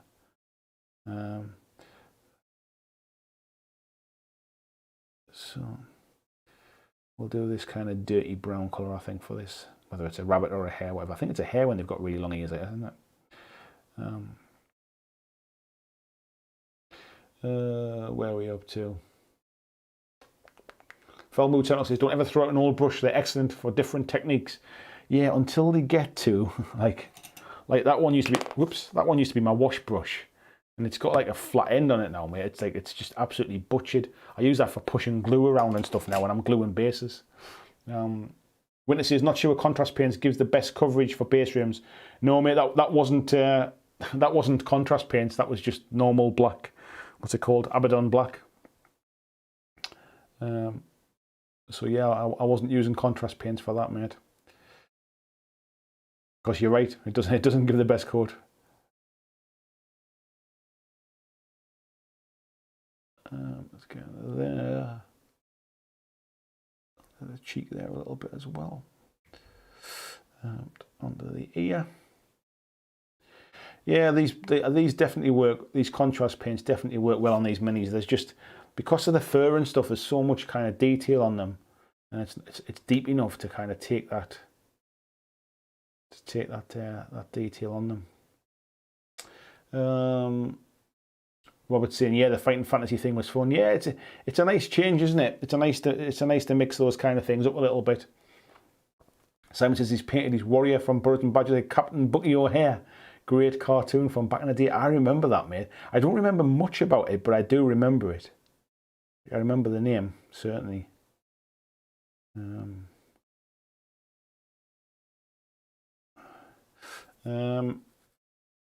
Tony says, thanks so much. Just do it for the love and hope that progress picks it, inspire people. They do, mate. They inspire me. Anyway, even if they don't inspire anybody else, mate, they inspire me. I love looking at them.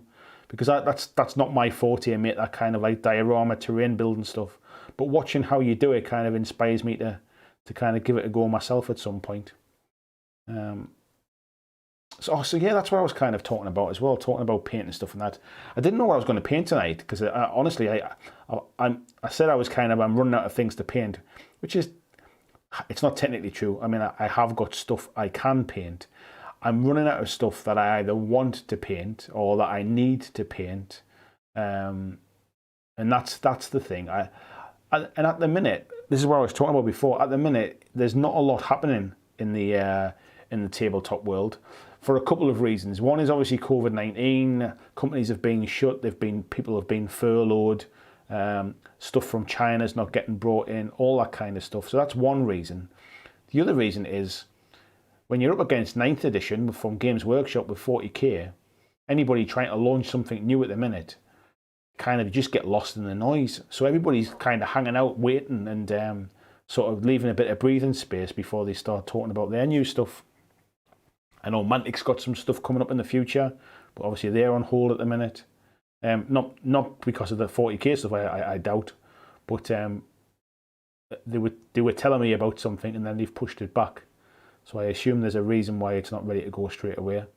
And what that's doing is, it means that there's nothing I really want to kind of spend my money on at the minute, to buy myself any new hobby stuff, and there's not a great deal to talk about.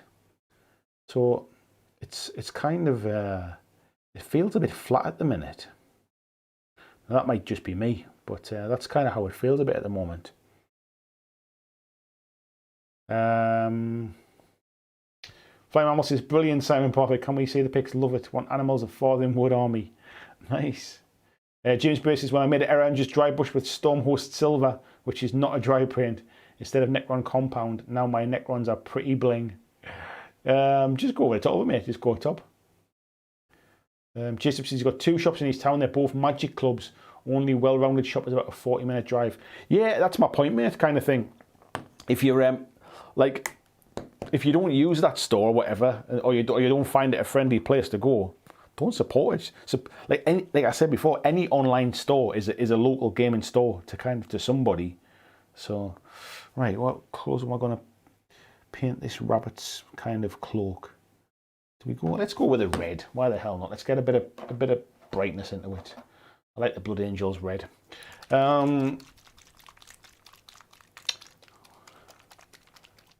Justin Elby. Hello, Justin. How are you doing? It says Imp Gaming in Lincoln, 20% off most systems. Nice, mate. Thanks for the tip. Lord Maiden says, I would say if you're ever in Wiltshire, there's a shop called Salisbury Model Centre. Although a hobby shop, not a local gaming store, the person who runs it is amazing for hobby tips. To be honest, mate, if you want to pick up like hobby supplies, paint, brushes, sort of bits of tools and stuff, still worth a shout. Simon says he found a load of his He-Man toys in the loft. Wow. Debsworth's in as well. Nice to see you, Debsworth. I said hello before as well, but says the only reason we ever buy direct from the Warhammer shop, the manager here is lovely. Yeah, and as I said before, like that's basically like if the manager is good, and not all of the GW managers I've encountered are good, but if the one you have is a good manager, and you want to support them, then that's fine. But otherwise, you're essentially just giving all your money to GW, like even more so basically, like and missing out the middleman really, and paying more for the privilege. But if you're supporting a manager, then that's a different kettle of fish really. And I think Krabby had said something as well. I've not read the full comment yet. Where was it?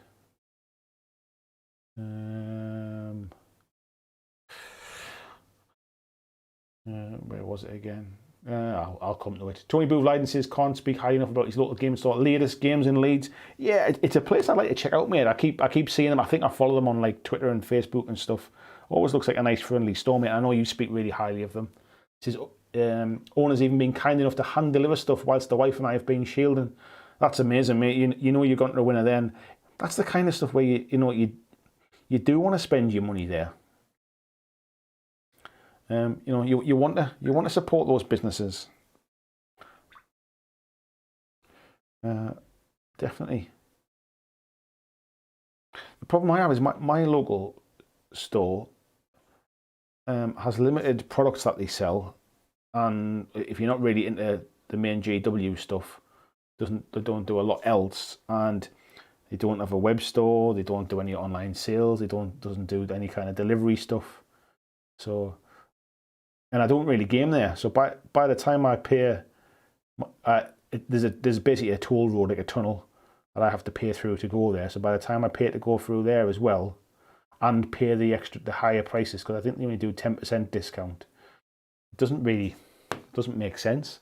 I don't really use the place. If I was going to play there more often, I probably would support it. So, and even if I could buy them online and get them delivered, rather than having to go and pick them up, that would help. But anyway, James is saying, Pomsy saying he made up Mac and managers. I thought you had, mate, but I thought you maybe got the name wrong or something. But I was thinking he must have made that up. What I will say, folks, is that the lid on this Blood Angel red won't stay open. I keep hearing it drop and close when I'm doing this. Let's get around to here. James Brace saying his local manager's a good chap in GW, so kind of spread my spending between there and friendly local game store. Yeah, I mean, I've got no problems with it. I just, in general, like, it's a hard one because those GW stores are essentially what brings people into the hobby, really. Otherwise, if you walk into a normal hobby store, it can be quite overwhelming, actually. It can be quite overwhelming, just the choice of things and different types of games. And it's almost like that's not the best first experience if you're absolutely brand new to the hobby. Where what I would say about GW is it's kind of structured for beginners. It's kind of set up so there's a foot in the door kind of place to it. I don't know what other hobby stores are like. I mean, some of them might actively kind of encourage beginners and have a kind of a starter club type thing and that, but certainly the ones in my experience don't. They definitely cater for experienced hobbyists.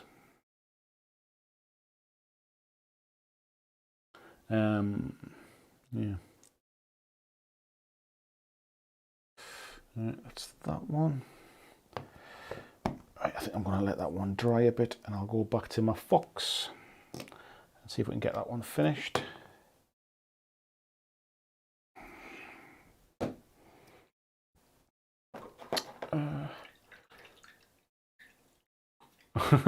James saying, actually ignore that I have shares in GW. Everyone buy there exclusively. Yeah, I don't think GW shares are in any danger at the moment, mate. I was having a look at them. The 5-year rise is just meteoric, mate. Joachim says you could have made it an Arctic fox. not now, mate. It's a bit late for that now. James is saying, I feel like I've been underusing contrast. This is looking good, mate. Yeah, I mean, that's starting to dry out now a little bit. I like them, mate. I really do like them.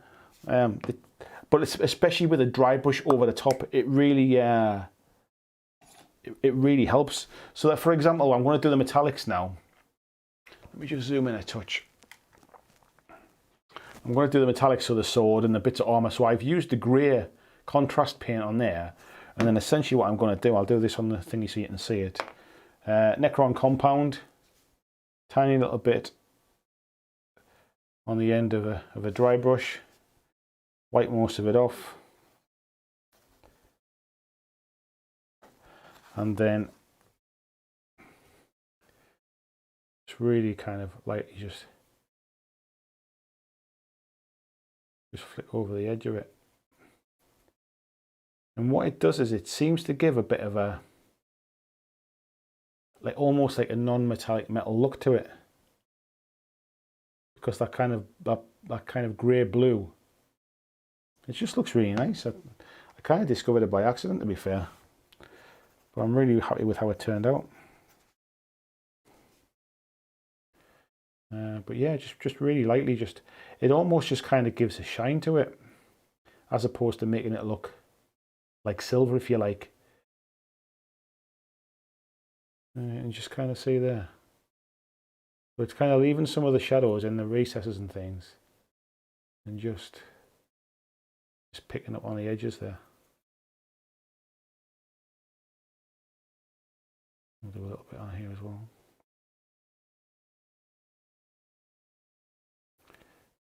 And there's a metallic, I think that comes out really well. Anyway, so yeah, that's the silver one. I think we'll do a bit with the orange now. I think we'll use, we've got Troll Slayer orange, or we've got Fire Dragon bright. I think we'll go with the Fire Dragon, just to give a bit of a shine to it. Just get rid of that silver off there.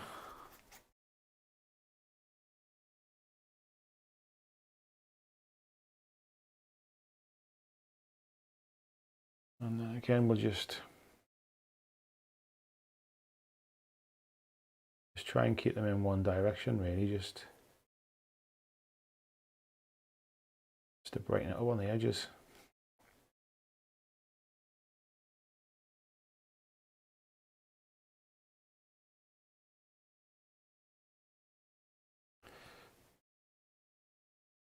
That's where I've gone with a little bit too much. Get a bit more. Maybe where there's a little bit too much wash on the forehead there. We'll just Just turn it in there and just brighten it up a little bit.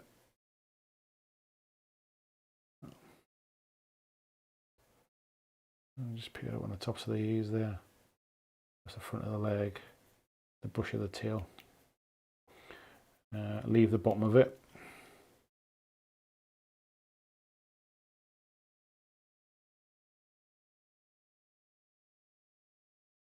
Yeah.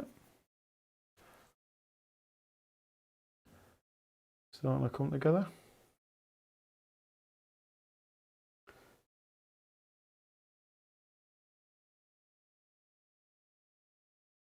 Yeah. Okay, how that's turned out. And then with the green around the cloak type thing there. Actually, I think I'll probably leave it. I was going to give it another coat. I think I'll actually leave it. Do something with the base now. I'll probably flock the base later on, like with kind of some grass and things like that. But what I'll do in the meantime, just put it there so you can see it. I'll probably use something like some kind of stony colour or something, I suppose. What we got that would be good. Actually, I'll tell you what I'm going to do, folks. I'm going to use Ogren Camo, a kind of bright green. Actually, no, I'm not going to use Ogren Camo. I'm going to use the Death Guard green, which is kind of like a more muted one. And we're just going to a really light dry brush with a smaller dry brush,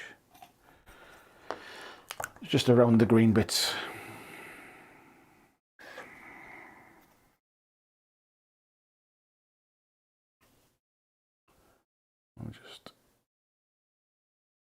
And this is what I mean about using contrast paints with dry brush, because contrast paints can sometimes look a bit shiny in isolation, I think, or even a bit patchy at times.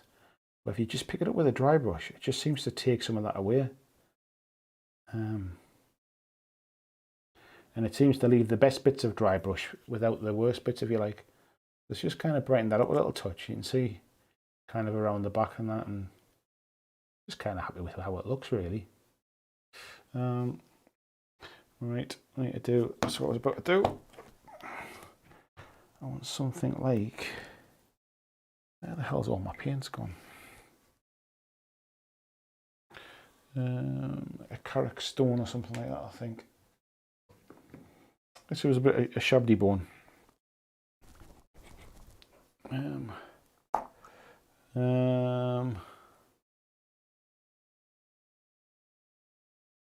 James is saying get a Fox feed vote on Facebook, saying the group gets rated by pro-white feet people. Oh my god. Right, I'm going to skip ahead. I'm well behind on this chat here.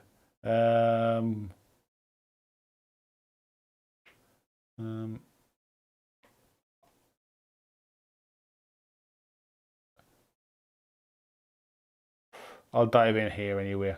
Yoakum saying, I know some of you only in this due to the free mug, but how many are in it to hear BlackJack say where we at? Yeah, I don't know why I say it. I think it's the only time I ever say it is when we're on these live streams. I would never say it like in my old days of like meetings at work and like I'd never go like where we at, folks. Like I would never say anything like that. I don't know why. I think it's the compulsion to keep talking on a live stream. I think that's what it is. That compulsion to keep talking. Tony saying, I want a Where We At t-shirt. I'll do a Where We At t-shirt if you want them, mate. In fact, Tony, I owe you a t-shirt, so you can have one of them if you want, mate. Who else was it as well? Richard was asking for an I Blame Andy t-shirt.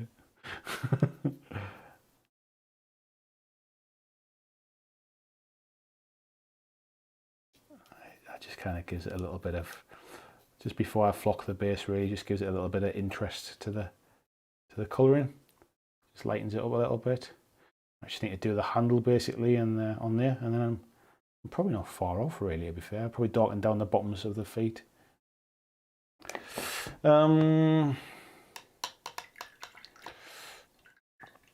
Jesse Hamill, hello Jesse Hamill. So are you picking up Indomitus? I am, mate. I am picking up Indomitus. I will be putting my pre-order in on Saturday like everybody else. Trying my best to make sure I can pick one up. But yes, all being well, mate, I'll be picking one up. VJ says he's got a gaming buddy coming over today. I'm not sure what we're going to play yet. Might even have a build or a painting day. Little fella's home from daycare, so I have to distract him. Yeah, that's tough, mate, and I try to do the two. Paul says, anyone else's stream just cut out? Mine seems to be going okay, mate. It seems to be going all right. VJ says, need to teach him how to use the YouTube app. Christian says, talking to t-shirts, there's a new one available. There is a new one available, mate. There is. In fact, I might even, let me see if I can show you it, because I'm a big fan of the new one. So if we go to right monitor here. Oh, I forgot I'd shrunk that down. Hang on, let me just put that one back to here. That's it. We'll do it that way. So this, folks, if you go to the Teespring store, this is what you'll come up with. These are the different t-shirt designs. And the newest one is the one I've just ordered myself one today as well, is this one. It's available in a number of different colours. Like a dark grey there as well, a light grey. I'll start again. There's a black, there's like a light grey, there's a dark grey, there's like a kind of, I forget what kind of blue that's called. There's like a darker blue, like a navy. There's a purple one for a change. There's a pink one, should you feel like it. There's like a sandy colour. There's a really pale blue. And there's a kind of like mid blue as well. So, and also available is they have them in hoodies as well. So you can pick them up as a hoodie. I thought this was one for kind of people who don't want like sort of BlackJack legacy written all over the front of it, anything like that. You want something a little bit more subtle for your gaming days. So again, in black, in blue, in that kind of dark grey colour, a light grey, and like a dark blue as well, like a navy blue as well. But I just quite like that design. I just quite like it with like the little logo on the 5 pip. So yeah, that's the t-shirts, folks. I think I've already sold a few of them as soon as he went up yesterday. So, but when you're looking at this, it looks kind of very much black and white. If you go into some of these designs, again, you'll see them, and they do have them in different colours and things as well. So, and I can always add colours to these kind of things if there's any particular things people want. Yeah, so and just different t-shirts basically. Again, you can see there's different colours available. Some of them in white, again, and different blues and things. So yeah, there's other stuff available there as well. Mark was saying you can always paint your Joan of Arc all-in pledge. That should keep you busy for a lifetime or two. I have no intention of painting that, mate. To be honest, I would quite happily sell it on. I am never going to play that in a million years. Paul says, my stream just decided to cut out back at the start. Cut right back at the start. Weird, mate. VG saying, plenty to talk about if you're on the 9th hype train, I guess. There is, mate. And to be honest, like I'm personally, for my own personal hobby, I'm interested in 9th edition. But I am concerned that because there's not much else happening at the minute, it'll end up kind of flooding the group. And the group has been kind of growing and set up over a number of years around pretty much covering stuff that's not really 40k, not the main stuff. And whilst I'll still talk about it and I'll still share the stuff that I do, I don't want it to just become another 40k group, if you like, because there's plenty of those things out there. So I'm just concerned at the minute that because of COVID lockdown, because of 9th edition launch, it's the critical mass of nobody else is doing anything, and it's the only thing anybody's talking about at the moment. I mean, even to the point, I think, where like the new General's Handbook's coming out for AOS, it's not even been mentioned really anywhere on my kind of radar. People are just not talking about AOS at the minute because there's been no sign of the Gargant stuff coming out. The Lumineth stuff seems to have kind of whimpered out. Nobody's really talking about the Lumineth stuff. The General's Handbook, nobody's really talking about that so much. Mountain Gremlin Games, hello there, mate. This is always support your local store or you won't have one. 100%, mate, I agree. However, I would also say that there is also an onus on stores to do a good job as well. So don't support a store just because it's there. Support it because it should be there, if you like. Like yours. Arnold says, first set of gates done. He loves them animal minis. Picture of Fox of the Facebook group poll. Foul Mood says, I'm hoping to get those bikers, but not in any rush to do so. Been having an itch to try his hand at White Scars or a successor chapter. The more Nurgle stuff for Madakin, I hope. John Estel says, the bunker started delivering orders through email, messenger or phone during this time. There's a stock list on Facebook. Yeah, I don't think he's going to be delivering to Newcastle anytime soon, no, mate, is he? I think he was doing delivery himself, wasn't he? Peter says, I admit, I made inquiries about Indomitus Pro today. There you go, mate. Fat Cat says, haven't found anywhere over here in Northern Ireland at stocks Mantic, so always order direct or from the likes of Goblin Gaming. Yeah, there's not a lot of places, like, there's a few places have Mantic stuff available for you to buy, but they tend to have to order it in. There's Goblin Gaming, I think Dark, Mighty Lancer Games, sorry. There's a few that actually have really good like stocks. They're set up as like premium Mantic stores, and they hold one of everything in stock at any time. It was one of the reasons I went to there for my affiliate link, to be fair, was because I know a lot of people buy Mantic stuff. It's 15% discount, and they always have good stock. It's where I buy my Mantic stuff from, to be fair. So, and I did before I set up my affiliate link. That was the whole point, because I thought I'd test them out first to see what they were like.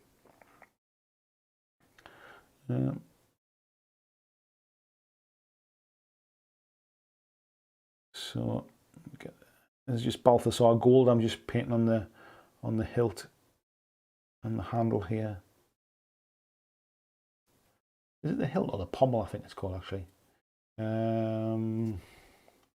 Bobby Clark says, I second Imps Gaming in Lincoln. They're running a charity event in September. He's doing painting lessons on both days, helping them raise funds for the Calm charity.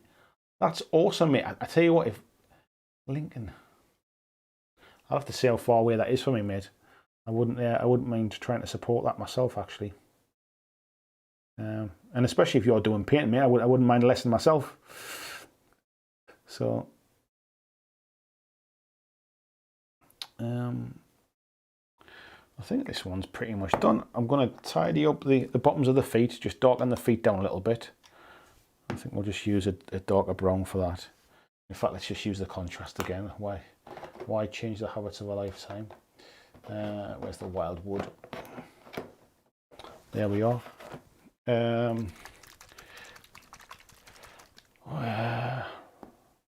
Russell Higgins says, "What you painting, Andy?" And Justy's saying, "What are these minis for?" They're for Burrows and Badgers, mate.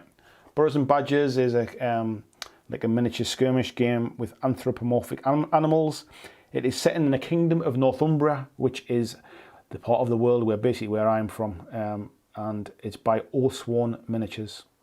So if you're interested and you want to go and check out the Oathsworn Miniatures Facebook group, or the Burrows and Badgers Facebook group, just please do head over there. Let them know where you heard about the game. Always helps me out to see if people are sending folks their way and stuff.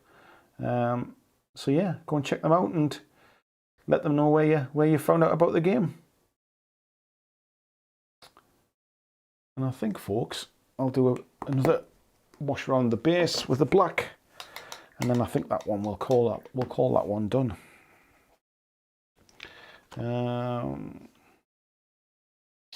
Just jump off my chat there a little bit. Peter Cummins says, "You handsome fox." I'm not talking to you, mate. Yes, you were. Ryan Jackson, hello, sir. How are you doing, Ryan Jackson? He's coming to watch from recommendation of 6 in the head. Thank you very much, Ryan Jackson, and thank you very much, Palmsy, mate. Nice for you to recommend my stuff. That's very kind of you. As I said before, it's recommendations from folks that are worth much more than me trying to kind of sort of pimp myself out as a channel. It's always the way to grow the best is through word of mouth and people recommending your stuff. So thank you very much, Ryan, for coming in. People saying hi to Ryan. Robert Wood, what's up, good sir? Hello, Robert Wood. How you doing, mate? Nice to see you, fella. Ryan Jackson says, just got to this, sat with a coffee and some dark chocolate. Oh, could do a bit. I've not had chocolate in ages. Pomsy said I'm about half an hour behind the chat. I'm actually 10 minutes behind the chat, mate, you cheeky bugger. Marco says, I'm sorry about the where we at. I didn't mean to start it. I also ruined my own drinking game. Lord Maiden says, I would love an I Blame Andy t-shirt. Yeah, it was Rich Stockdale was the one that was asking me for it. Every time he picks something up, he always seems to blame me. And everybody else seems to join in and go, yeah, it's Andy's fault I bought that. James said, just got a bottle of Hexwraith Flame Technical, and now GW are talking mysteriously about a new Necron Green. Yeah, I saw that, mate. I don't know if it's any different. I mean, it must technically be something different. Otherwise, they wouldn't have two the same, I'd imagine. But yeah, I think there's a new kind of brass colour as well coming, isn't there? A new Necron metallic colour, but it sounds like it's not going to be out in time for the launch, so I can't see people hanging around waiting to paint their minis. But folks, I think that is not too bad at all. I'm quite happy with how that's kind of turned out. Like I say, I'm going to put some kind of grass flock on the bottom of there as well, maybe some like little reeds and things, just to break it up a bit. But for a quick job, what's that, an hour and a half of just mucking about, probably an hour really by the time I've been doing the chat and stuff. It's all right, isn't it, with the contrast paints? What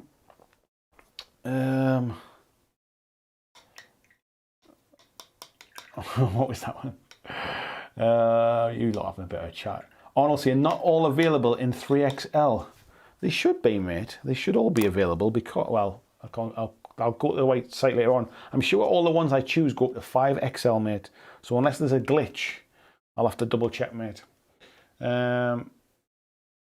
Palmsy saying he hasn't worn his t-shirt yet. He's saving for a special occasion. Is that for a first date, mate? Is that what it's going to be? When I get to come to Spain, are you going to wear it? Is that what it's for? Jason said he's just pre-ordered the General's Handbook at his friendly local gaming store, the one 40 minutes away. Peter Cummins says, according to his backlog and work schedule, I should be flooding your Facebook group with 40k models in 3 years, 212 days. Nice one. John Estel says he was using Hermes for us in Countdown. I didn't realise that, mate. I didn't realise that. He's probably stopped it now, though he's open again, I think. It needs a web store. I can't believe it can even keep open on the basis of just selling to kind of a few local people coming to pick them up. David Delaney says, woo, I've said every stream for the past month that I'd finished my Untamed Beast, but I've finally done it now onto those grey nights. Nice one, mate. Kieran's in as well. He says he's no painting, but he's reading the rules for the game I want to do as his first YouTube battle report, going for Zona Alpha, should anyone be interested. Nice one, mate. Spesh99, hello there. He says, I guess I must be lucky as I'm only half an hour away from the Goblin Gaming, pretty much my local store. Yeah, it's a bit of a hike for me, mate, but I did intend, I was talking to them before lockdown about going down and having a bit of a meeting and having a chat with them and stuff and having a look around the store. Unfortunately, lockdown kind of got in the way of that, so I've not managed to get there yet. Jeffrey Higdon says, what wash did you use on the backpack? The one I used on the backpack, mate, is called Wildwood. It's really nice. It's like a dark brown leather. It just looks really nice, and I used the same one on these gloves there at the front as well. So, yeah. Tim Kelly says, Zona Alpha skirmish game in Chernobyl type of setting. Yeah. Felmood says it's a glow specific paint. Is it really? I didn't know that. Tim saying, looking good. Thank you very much, mate. Paul saying there are 3 new paints coming from GW. 1 shade being converted from a layer to a base paint. Tesseract Glow looks brighter and less milky. I've not really looked into them, mate. Rune Lord Brass, that's the one. Or it's currently a layer paint, but it appears to be being released as a base paint. Ah, right. Random. The last one appears to be a brown shade of some kind. Interesting, mate. Interesting. See, I've caught up now, Palmsy. You cheeky beggar. Right, that's that one done then. So that's that one. I might as well finish off this little crow thing as well while we're on. Finish off that base. Bit of dry brushing. Jeff's fine. Thank you very much, Jeff. He says, what was the base colour you used? Was it a contrast base? Correct. No, it wasn't, mate. So for the base, I painted the ground, Rhinox hide. I then dry brushed it, Yashabity bone, and then just Abaddon black or Abaddon black around the rim of the base, mate. It's the only thing I've pretty much done on the entire model that wasn't contrast paints, to be fair.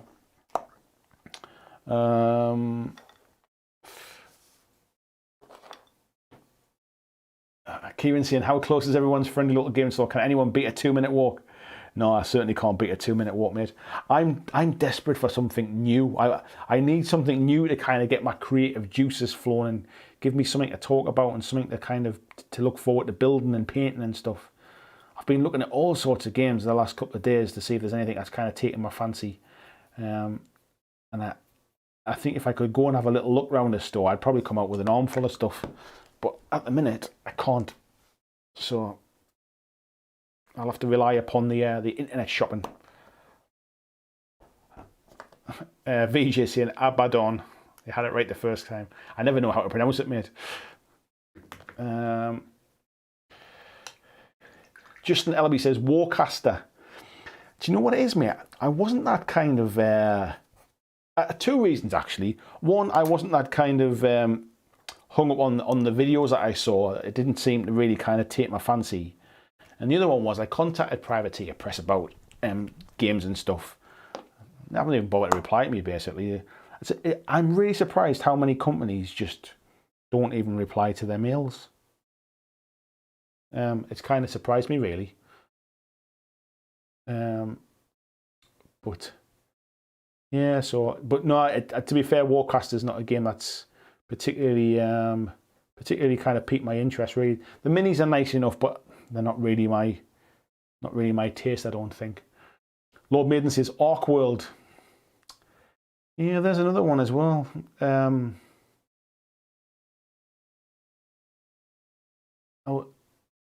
was kind of midway through conversations with him about doing some videos for his stuff as well, but seemed to just fizzle out. I know he's in the middle of a Kickstarter stuff as well, which probably didn't help him, to be fair. But again, the Ark World stuff looks nice enough. It's probably not a game I'll get to play very often without painting up too lots of stuff for a mate. But who knows in the future? Who knows? Tony says, just plunked Toad of Toad Hall on his scenic base. Even unpainted, he looks right for the setting. Nice one, mate. He unconsciously made a prison by the scenic. Paul Jones says, want any Blood Angels to paint? I'm getting sick of red. Do you know what, mate? I started painting some Blood Angels a while ago and I got sick of red as well. And I like painting red. It was the reason I decided to do it. And I think I said this before. Basically, when I started my Marines, I wanted to do Ultramarines, I think. And I was, you know, everybody gives like, oh, it's the Poster Boys, it's the Smurfs, it's Girlyman and all that kind of stuff. And everybody kind of gives them a bit of a slating. And I think I kind of fought against, even though I wanted to do Ultramarines, I think I kind of fought against it. So I looked at doing Imperial Fists. I started doing Blood Angels because I really liked the kind of the background to them. And I got really sick of painting red. I just didn't enjoy it. And then eventually I just kind of bit the bullet and went, you know what it is? I want to do Ultramarines. I'm going to do Ultramarines. And I went back and did the blue. And I absolutely loved doing it. And I kind of... It's a shame I didn't have more to do. I was in a really kind of in a groove of going through them. I don't know, and I don't know why, because I love painting red in general. I just couldn't motivate myself to keep painting red when I was doing that many. So yeah, I wonder if it's certain colours do that.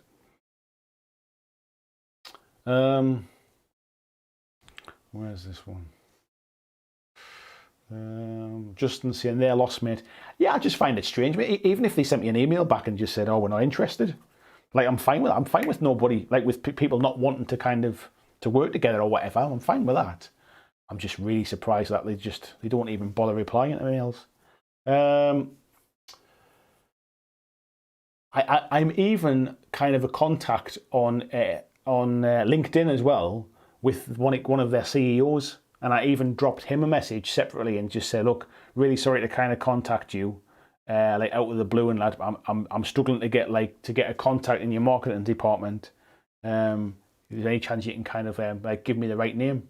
He didn't reply either. Thorlum says Guild Ball. I've got the Guild Ball kickoff set, to be fair, and I've already painted up them bits and pieces. And I've painted up a Brewers team previously as well, and a couple of Fishmen as well. For me, it feels like a game on its way out. certainly locally, nobody plays the game. And if I'm going to do some content for it as well, it kind of feels not a dead game, but ain't nobody making content or watching content for Guild Ball these days. Fat Cat says, if you're looking for a good hybrid game, Core Space. Yep, already got that, mate. If you there's a review of it on my channel, mate. I've already got Core Space. That's already done as well. Just under here. Paul Inman says, Dead Man's Hand. It's awesome. I've not even heard of Dead Man's Hand, mate. Maybe I will have to check that out. Sell it to me, Paul Inman. Tell me where it is, mate. Is it like it's? I mean, it sounds like it's kind of like a Western game. Is that the case?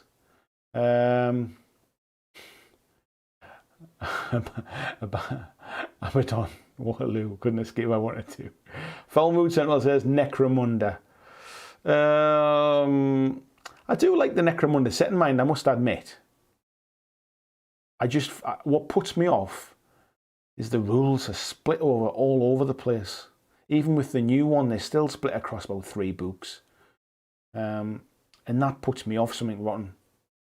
So it might not be too much to get into the game. Like it won't cost much for kind of like a Necromunda crew or a Necromunda gang, whatever they're called. I have to buy about 5 books or something, or at least 3 books to get all the bits of details that I need to play. So yeah, that it does put me off a little bit. I've been looking at Aeronautica Imperialis just as something a little bit different to kind of build and paint and play. No, I'm not sure. Jesse says, have you tried any of the one-page rule games?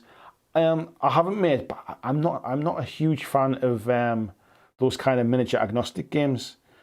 Because to be honest, like, the bit I love the most is I do love to play, but I ain't getting a lot of gaming in at the minute because of the lockdown and stuff. Like the person I play most of my games with, we tend to play things like Warcry. We're probably going to play a bit of Kill Team because he's got the Kill Team starter set. Over the lockdown, he's been painting up his starter sets, and he's not had a game yet, so he's wanting to have a game of that. We play a bit of Vanguard. He's building up a bolt action thing at the minute, a bolt action army at the minute. So we've got a few bits and pieces that we play, but I need something to kind of build and paint. And the one-page rule set stuff, obviously, it's not going to give me that.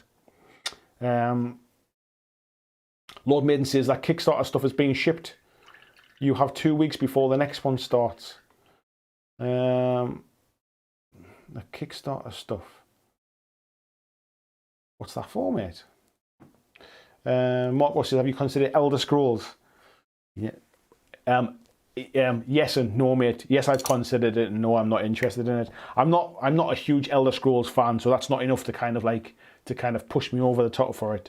But for the gameplay I've seen of it doesn't interest me in the slightest, if I'm honest, mate. Silver lame power armor, VJ says. Pomsy saying he's enjoying painting these Blood Angels, nice and easy. Yeah, they're not hard to paint, mate. I think Paul's just saying their main peeve about Blood Angels is the lack of transfers for them. Yeah, I know what you mean, mate.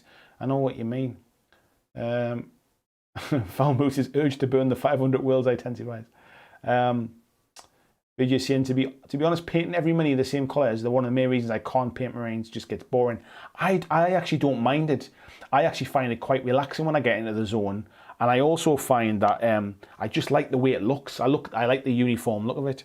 Right, I'm now looking to see what colour eyes crows have got. I think they've got black eyes, have they? But I don't want to paint black eyes on it. Yeah, they kind of, well, what kind of eyes do they have? Got a weird kind of an eye.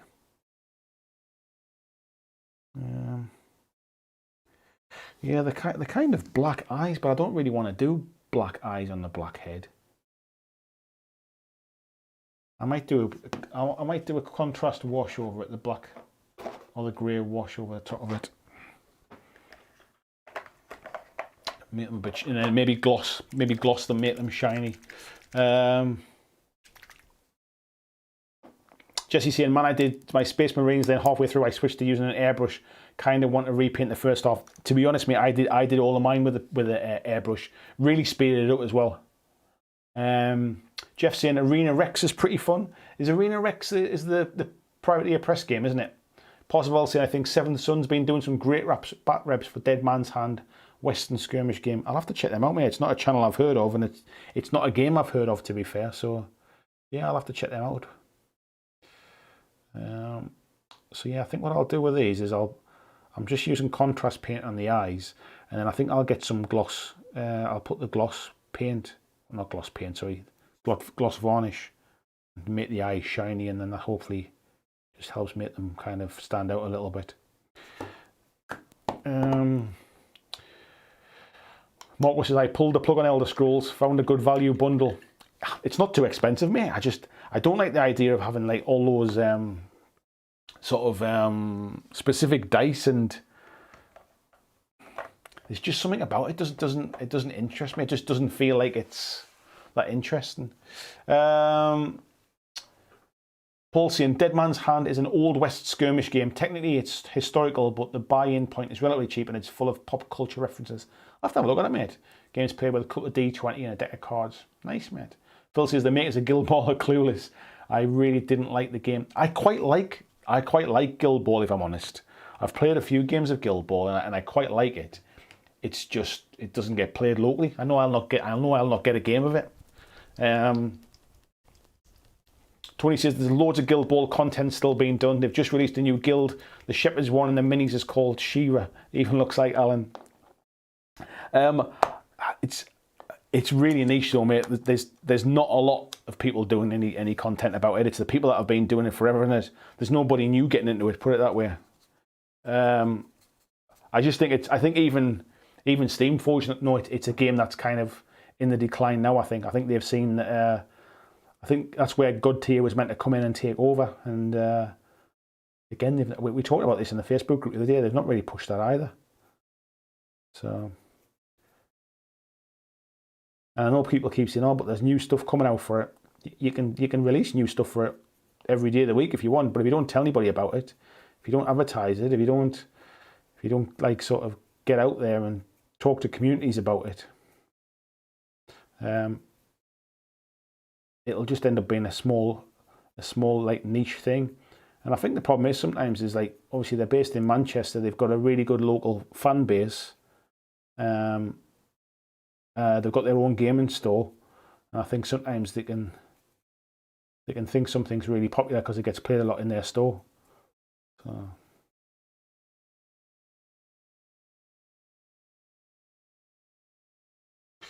So I'm just coming in with like a lighter Temple Guard blue now, and just brightening up those blue feathers just to give it a little bit of standout.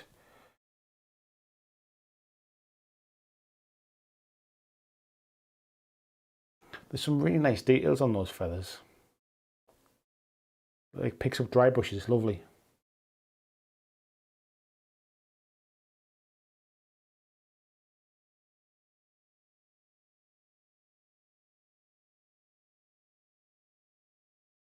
Yeah, Tony, you're talking about Guild Ball there. I think again, mate. I mean, it's pretty popular at Leodis where you are, isn't it? Or Leodis, sorry. It's pretty popular there, and I think sometimes that can make it sound like it's still like a massively popular game, but I honestly feel like it's kind of its best days are behind it. If it likes, I wouldn't want to get into it as a new game now. You know what I mean? Krabby says tabletop tactics have the Obsidian Dragons, which should like there would be a good place to start. Obviously part of a conversation I wasn't in there. Kieran saying Dreadball. That's covered over at the bottom of the screen. You could put your Rams helmet on when you play. I've already got Dreadball stuff though, mate. It's like I want to buy something new. I want something to kind of to get sort of obsessed about and to get stuck into, rather than just something I've already got.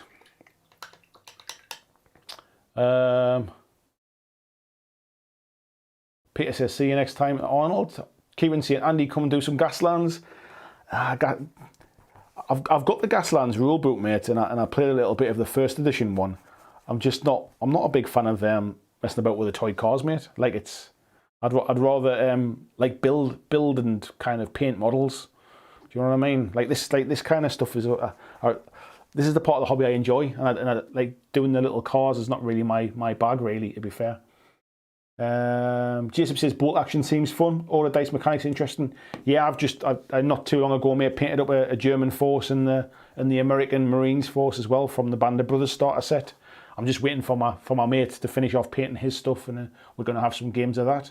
But I'm not buying any more stuff till we've played some games. So, Lord Maiden saying Art World, the models have been shipped. Oh, that was it, mate. The guy been slowly preparing for this new Kickstarter, but there is time. Yeah, he's a member in our Facebook group, mate. It's Alex Huntley, isn't it? He's a member of our Facebook group. Blizzard says burn through almost a whole bottle of wash undercoating these beasties. Now I'm looking at Bros and Badges minis and trying to decide what to get. Yeah, there's some nice stuff, mate. If anybody does buy anything, like after seeing it on the channel tonight, please do let them know. It's kind of nice just to kind of tell people where they find out about it and stuff. Pomsy said, I think a lot of GW minis have excruciating detail. That's fine and good, but Space Marines are a nice change.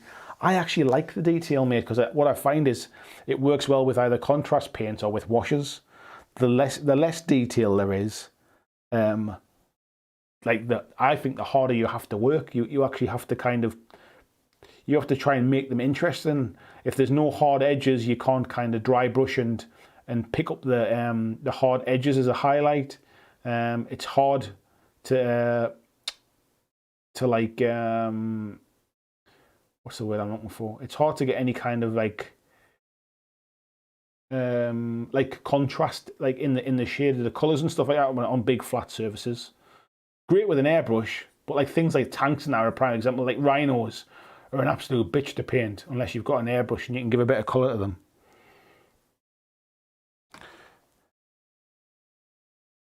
So, do you know what it is, Peter? That picture you just sent me of the bird was the one that I looked at as well, mate. I wasn't sure it was like kind of like a crow or anything. I think what I'm just going to do is just gloss the eyes, mate, and then that'll just give them a bit of a kind of a weird kind of like spooky glow to them, if you like.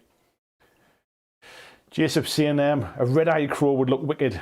Mark was saying paint them gloss black. Yeah, I'm obviously catching up in the chat now, I think. So I think what I'll do is I'll just quickly grab my gloss from over here. Whereabouts is it? It's in my drawer. Gloss varnish.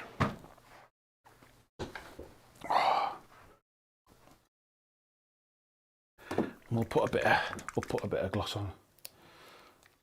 Film Lieutenant was saying do dark blue. That probably would have been better actually. A dark blue might have helped it stand out. But I've done it now, so let's just use a smaller brush. We'll get this gloss on.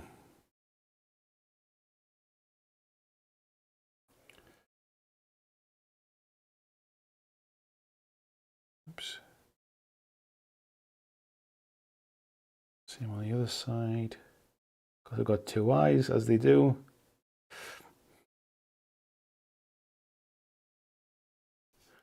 That's it, folks.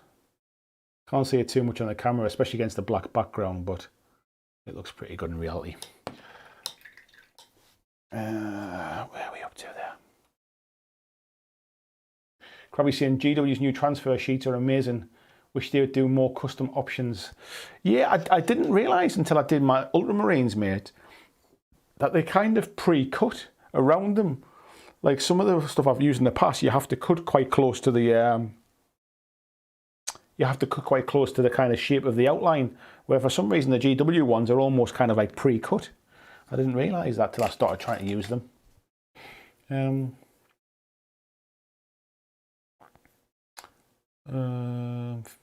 Phil saying bolt action conflict 47, best of two worlds. Yeah, I've got the conflict 47 rulebook as well, mate. The guys at Warlord gave it to me.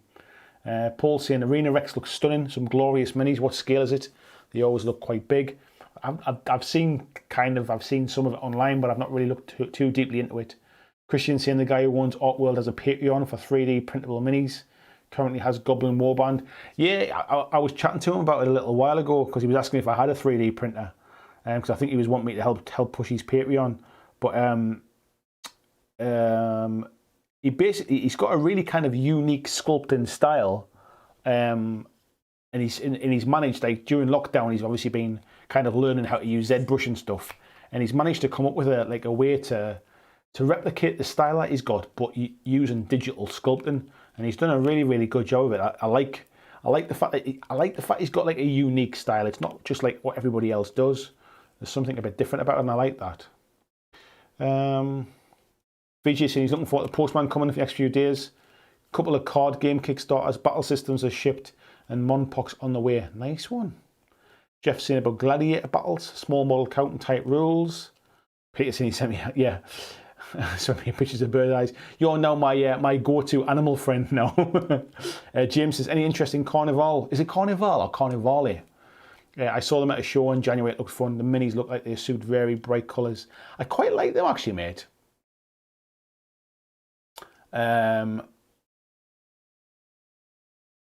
What was I just thinking there? I keep seeing the boards that TT Combat do when they do them £100 boards at the gaming shows, and the kind of the Venice Streets one always looked amazing. And part of me wanted to play that game purely because I wanted to play on that table. What was that one?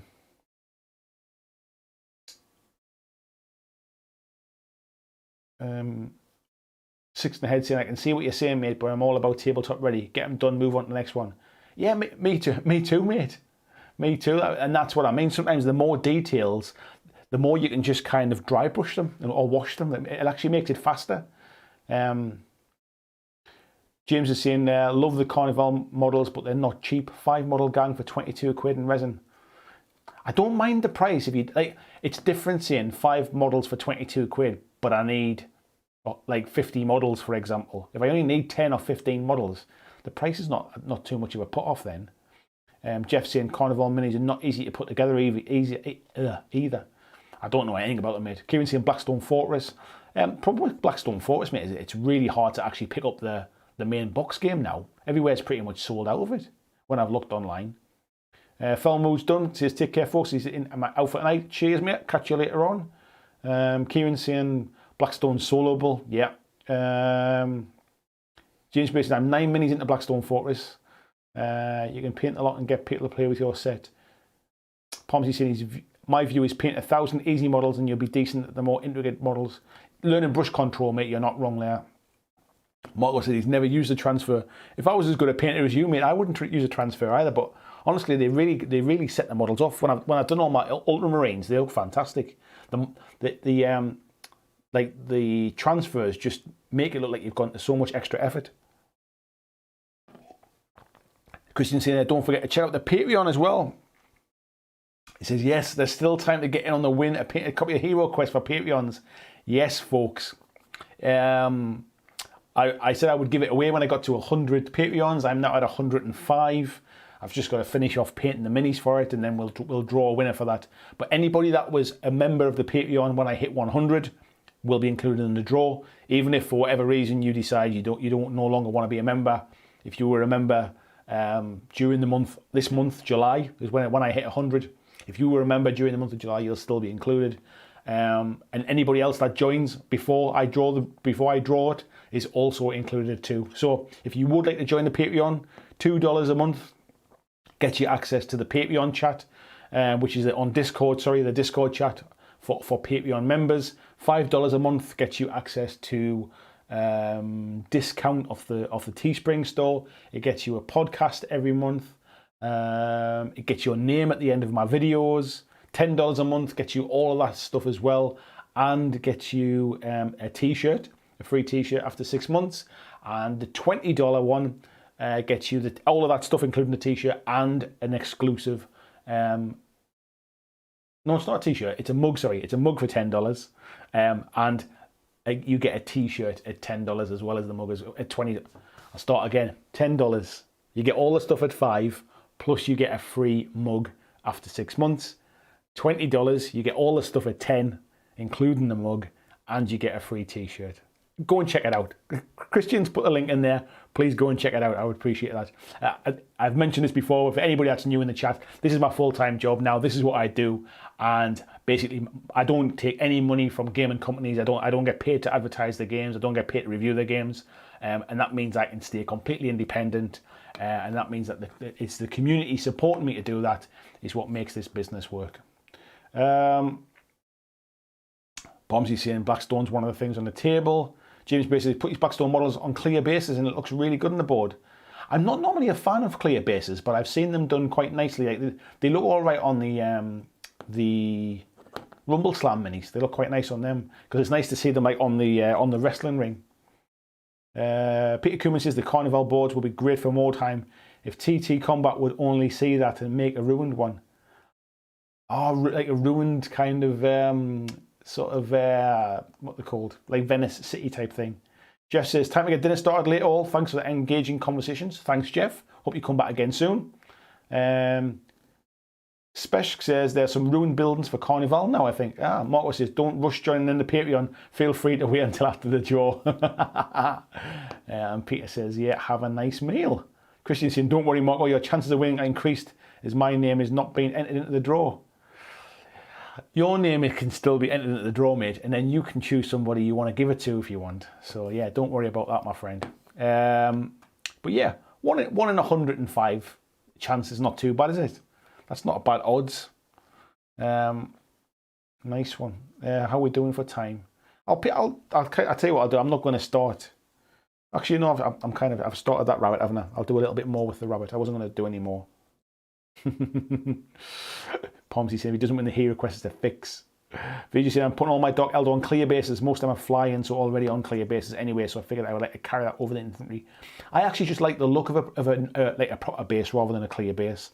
I just like how they look. Come on, camera, focus, focus, focus. That's it. I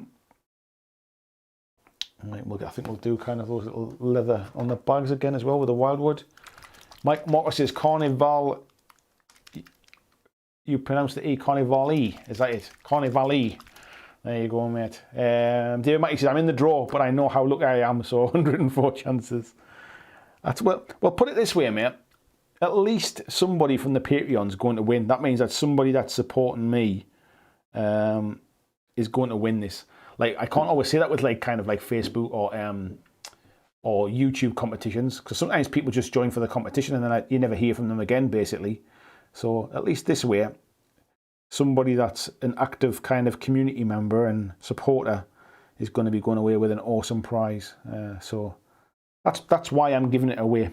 You lot show me a lot of faith and support in what I'm doing. So and it means a lot to me. So I want to kind of give you something that means a lot to me as well. So that's why I'm doing it. We'll just paint this one in as well.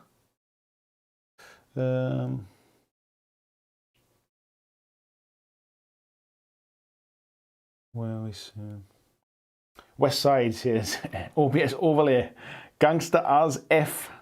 Yeah, of course, mate. Why wouldn't I? Why wouldn't I do it properly? This is my full-time job. I'm not going to half-arse it. Thank you very much, West Side. Paul saying, I absolutely love Venice. It's my favourite city. Every time I see Carnival on a display at a show, I really want to jump into it, but I just have too much stuff, so I'm restraining myself. Yeah, I don't know a lot about the game, if I'm honest. I haven't seen much of it online. You don't really seem to see any battle reports or, again, TT Combat, another company who don't really seem to kind of advertise their product and push it out there. And it's a real shame. But yeah, what I know about it is that it looks good, is essentially where I've kind of got to with it. It looks really nice.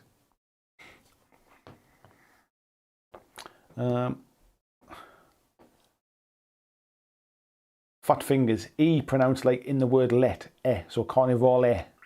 Is that right? Carnivale? Carnivale?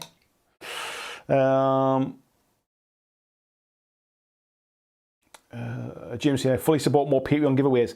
I'm looking into that, mate, to be fair. I'm looking into more Patreon giveaways. If I can guarantee that there'll be a regular thing, which is what I'm currently discussing at the moment, if I can guarantee they're going to be a regular thing, I'll put them in as part of the Patreon pledge. So at a certain level, there's a draw every month, for example.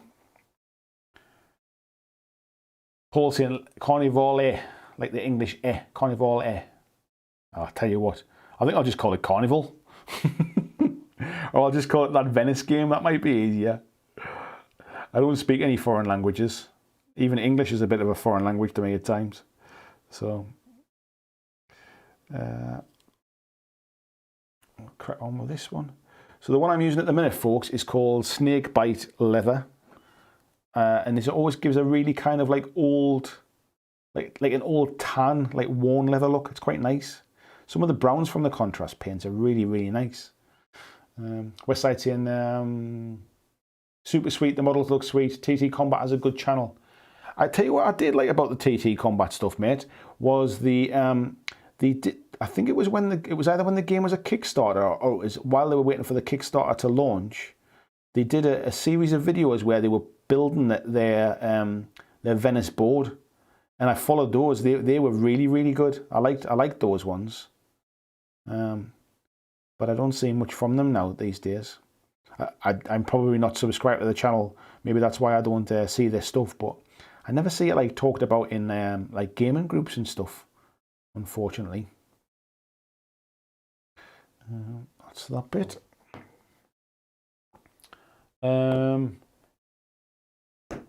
Vijay says he's out, stuff to do, feeling rather flat today. Should have gotten more sleep. Yeah, take care, mate. I'll catch you in the Discord. James says he's seriously looking at the minis. They're very cool. Short demo I had looked fun. Kicking minis off the roof and stuff. Someone on the Discord plays it. Do they? I don't know who that is, mate. We'll have to find out. Joachim said he's played a little bit of it. It's fun throwing people off buildings. Maybe it's Joachim that plays it then. Phil saying I never win anything, so count me out. Don't be defeatist, mate. You can't say you never win. That's how you don't win. You talk yourself out of it before you've even started. Paul said it's named for the famous Venice Festival. Ah, I didn't know that, mate. David Mackey says, oh, it looks like it's got some awesome minis. Marcus says, that sounds funny. I try to educate the locals on the basic Italian misconceptions. Panini means sandwiches, plural. Panino is a sandwich. Confetti are sweets, not paper bits. Confetti is a funny one, isn't it? Because people used to throw rice at weddings. I don't know where that's come from.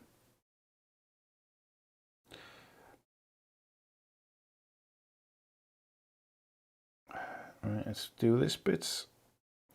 So again, folks, I'm just using this Griff Charger Grey as a base for any kind of metallic stuff. Just like that kind of wrist guard. I think there'll be one there on the back of that, I think, as well. We'll put one on there. Go all the way around the front. Yeah, let's see it does. Actually, that one wouldn't, would it? Because it's that's probably going to be more like brown leather. Because it's like a strap for like what archers wear on their arms.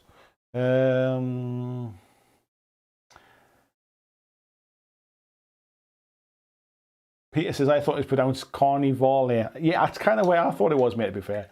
Tony's saying, you speak Geordie, that's foreign language to many people. You're not wrong, fella. James said, I once got told I won a GTX 1080 graphics card, and then they phoned me back and said, sorry, but it was Steve Bray that won. Give me a £10 voucher. Oh, poor man. Tony said, I always get the spelling mixed up with a much missed and short-lived Carnivale from... Oh, yes, I remember that show. It started pretty well, I seem to remember. Right, let's get the skeleton horde and do the hands. I thought she would have had gloves on, but as an archer, I would have guessed they probably don't wear gloves. Peter says, I won a Ford Mustang and they only had to send my bank details to cover the £50 customs fee. Parzival's off to bed as well. Good night, Parzival. Thanks for coming in. Paul said, I wonder if it was rice paper. I don't know, mate. It was always just like rice, wasn't it, that people used to throw at weddings. And I don't know when it became paper. Because actually rice is more kind of degradable than confetti paper was. Better for the environment. Rather than having bits of paper blown around all over the place.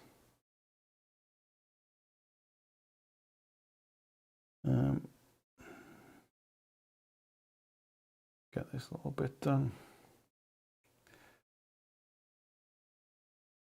I think we'll do that kind of snake bite like that on the. Actually, let's do the front of these legs as well. We'll do one here.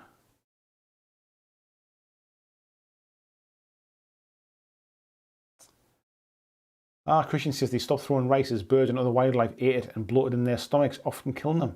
I never knew that, mate. There you go, you learn something new every day. It does make sense though, mate, now you mention it.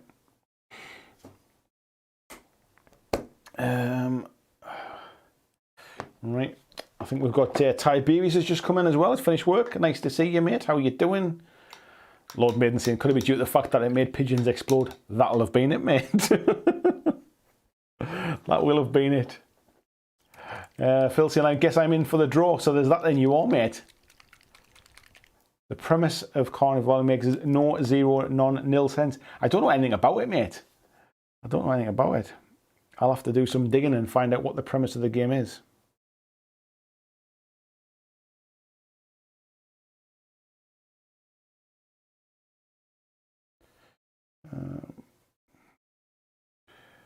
Just getting this red around the edges here. I've just missed a little bit. Brighten it up a touch.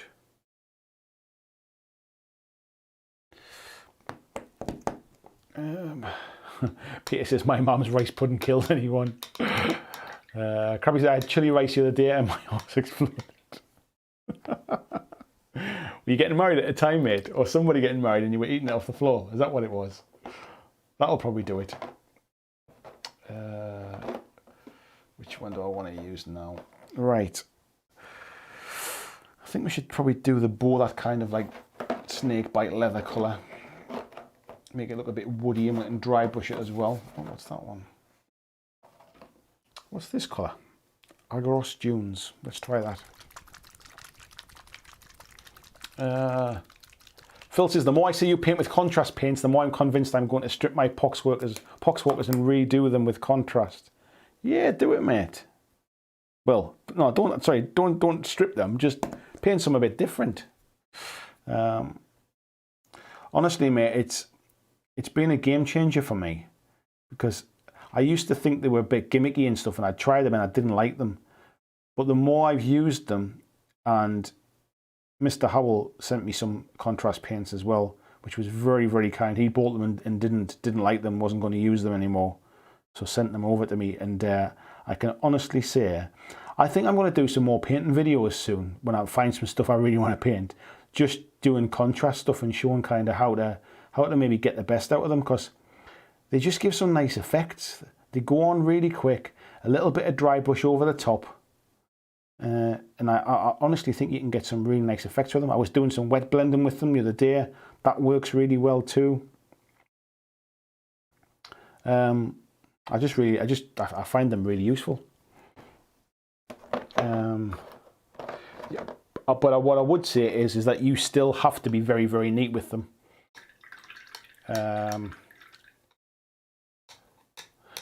King John says, I missed the Cool Spot commercials. Peter said, anyone notice it's silly time all of a sudden? It's always silly time. Andrew Pierce, hello mate. Been painting some Guild Ball scenery. Nice to see you. Peter says, I'm from a big carnival city in Belgium, but after 2 years of controversy, I better not say that out loud. Mark was saying it's a bit yellow. Yeah, I don't think I've used it before, mate. It's it'll do for kind of like for wood. That'll do, and I'll dry brush on top of that afterwards. Let's use a bit more of the wildwood, I think, and we'll do the leather around the wrist. James saying, oh no, that's that one. Philip says, Carnival Europe sank, so only Venice is left. Ah, okay, mate. Is that the premise of the game? So there's only Venice left. Talk about how to limit the setting of your game in one fell swoop.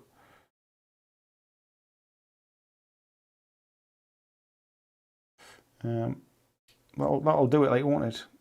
That'll make you give your game nowhere to go, unless you're going to rescue the rest of the world at some point.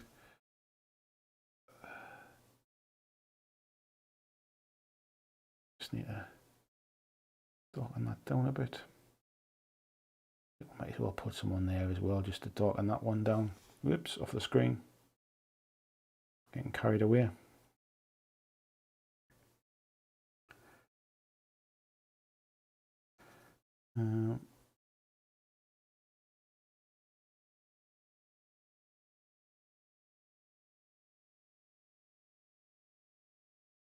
I'll do that bit. We'll give her a, I think we'll give her a brown belt as well.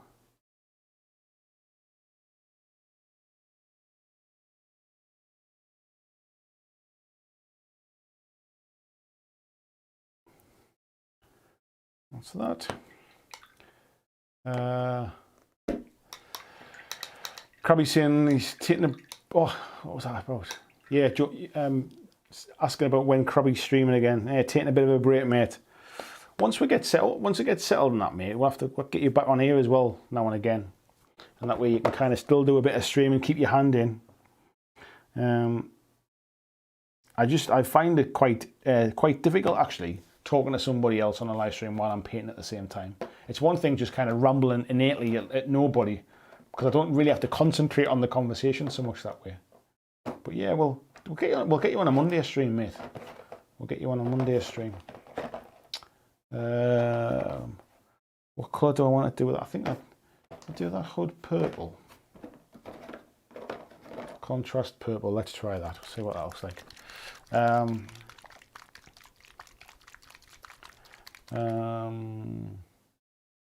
Tony saying, see, people still play Guild Ball. No, they don't, mate. They're just building terrain.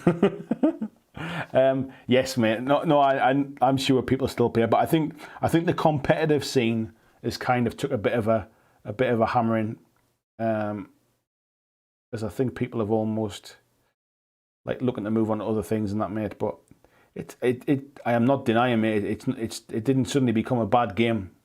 It's still a good game, mate. It just, I think it's just seen better days, mate. I think it's just, I think it's like any game, really. I think especially when they're highly competitive. I think X-Wing's a similar thing. It's like almost you hardly hear about it so much. I'm sure there's a fully lively, burning scene for it. But I think sometimes when games are built around being mega competitive, they seem to kind of burn out very quickly after like a few years, almost as if people get burned out on playing them and they want something else. Like even sort of Shadespire or Beastgrave, whatever it's called, you don't really hear about that so much now either. I can't remember the last time we got a new faction for Beastgrave.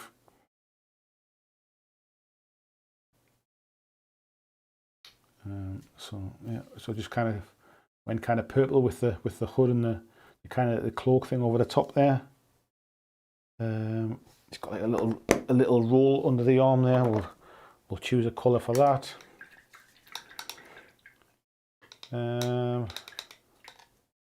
What was that comment just jumped off my screen there?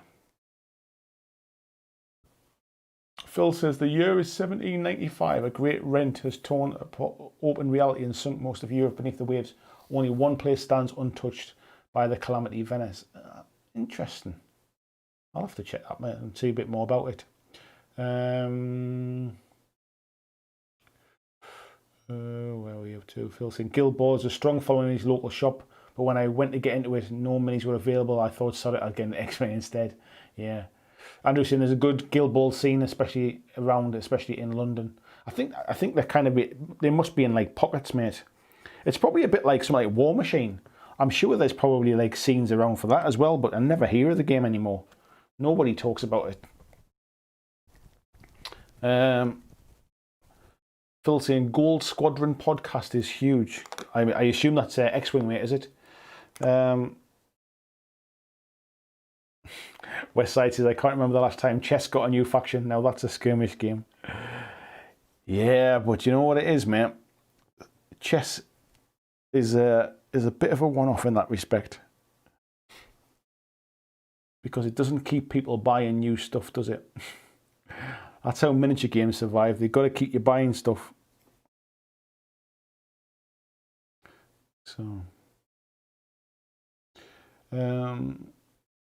Peter saying the problem with competitive, once the best combos are discovered, everyone plays those and it gets dull, needs constant refreshing. Yeah, that's exactly the point, mate. That's kind of where I was getting to with it. It was, is that people get burned out because what happens is essentially there becomes a net list, doesn't it? There becomes the, this is what the whole meta thing's about, isn't it? That eventually you get to a list that becomes the all-conquering list, and then you've got two choices, is you try and build an anti-meta list to try and combat that one list that you'll see all the time, or you basically embrace the filth and just get on board and run that list yourself.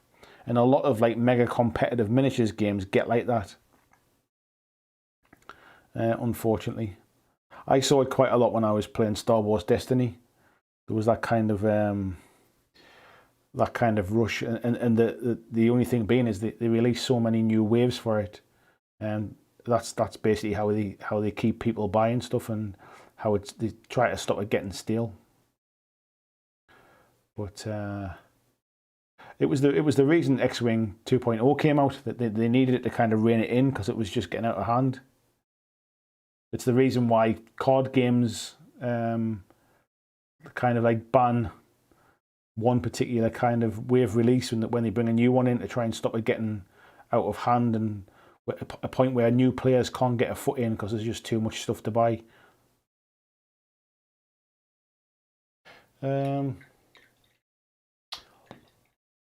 Lord Maiden says that's because it can be quite hard to get War Machine over here. Do you mean in the UK, mate?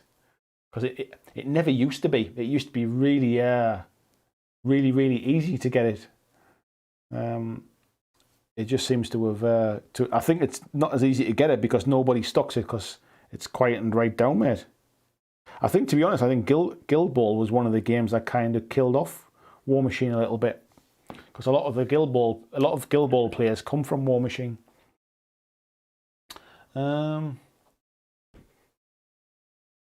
Few people saying it still gets played locally.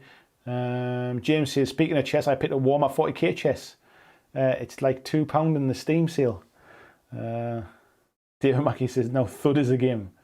James, you might stream some tomorrow. Yeah, do it, mate. Do it. Tony says, I want to see new factions and minis for chess. Tiberius says, Cavatori's Shuro is a just chess that you have to keep buying stuff for. There, I see. Exactly. That's what I mean. That's how games companies make their money. They keep you buying stuff. That's why most games companies give the rules for free, because the rules are just a way to get you started. They want you to keep buying minis.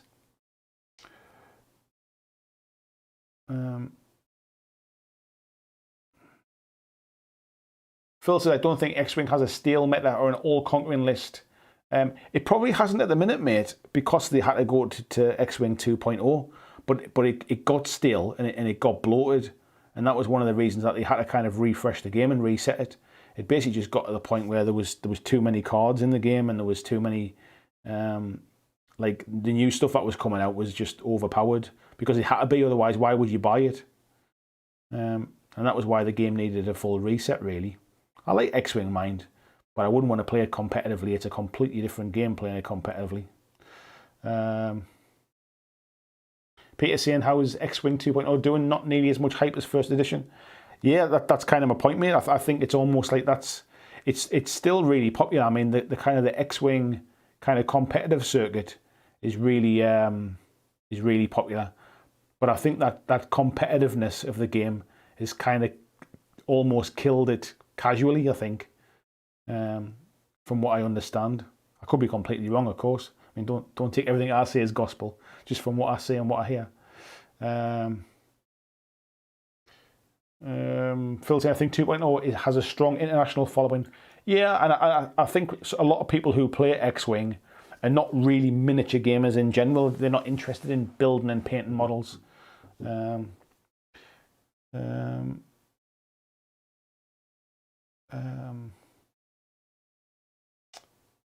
was that? Westside says, I wish there was a super complex Rick and Morty game with a million insane minis to paint. I think the closest one, mate, is Pickle Rick, isn't there? There's a Pickle Rick game. But yeah, I don't think it's like a huge miniatures game. I think there is a miniature Pickle Rick in it.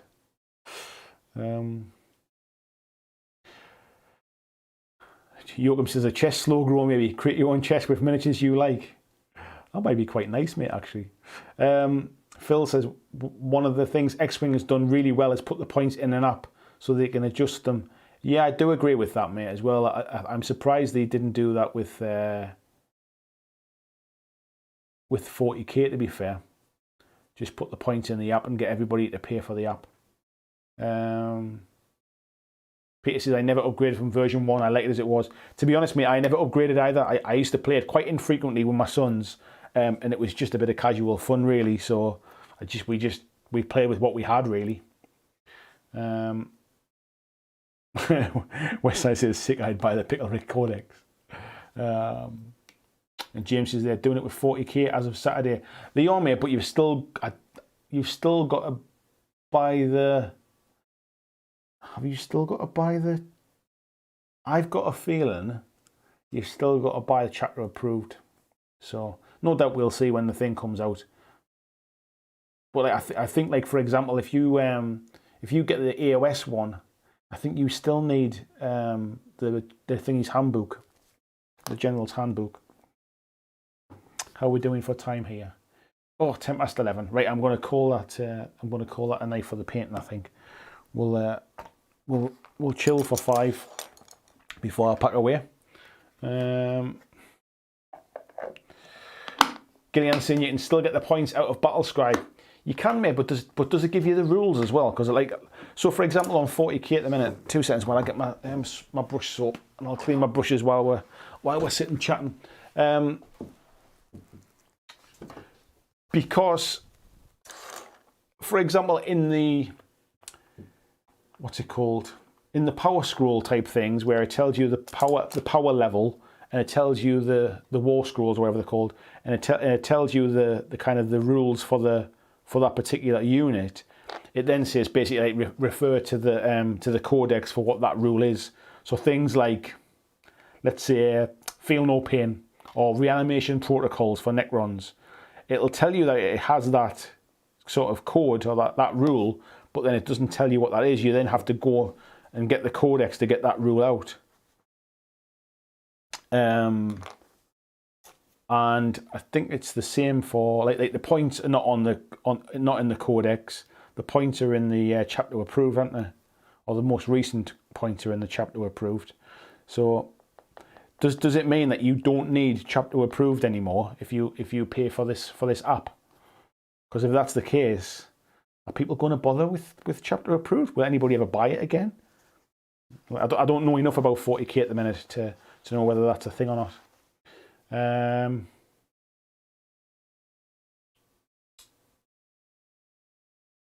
Phil saying, I'm hoping they will for 40k, but apparently the AOS experience says otherwise.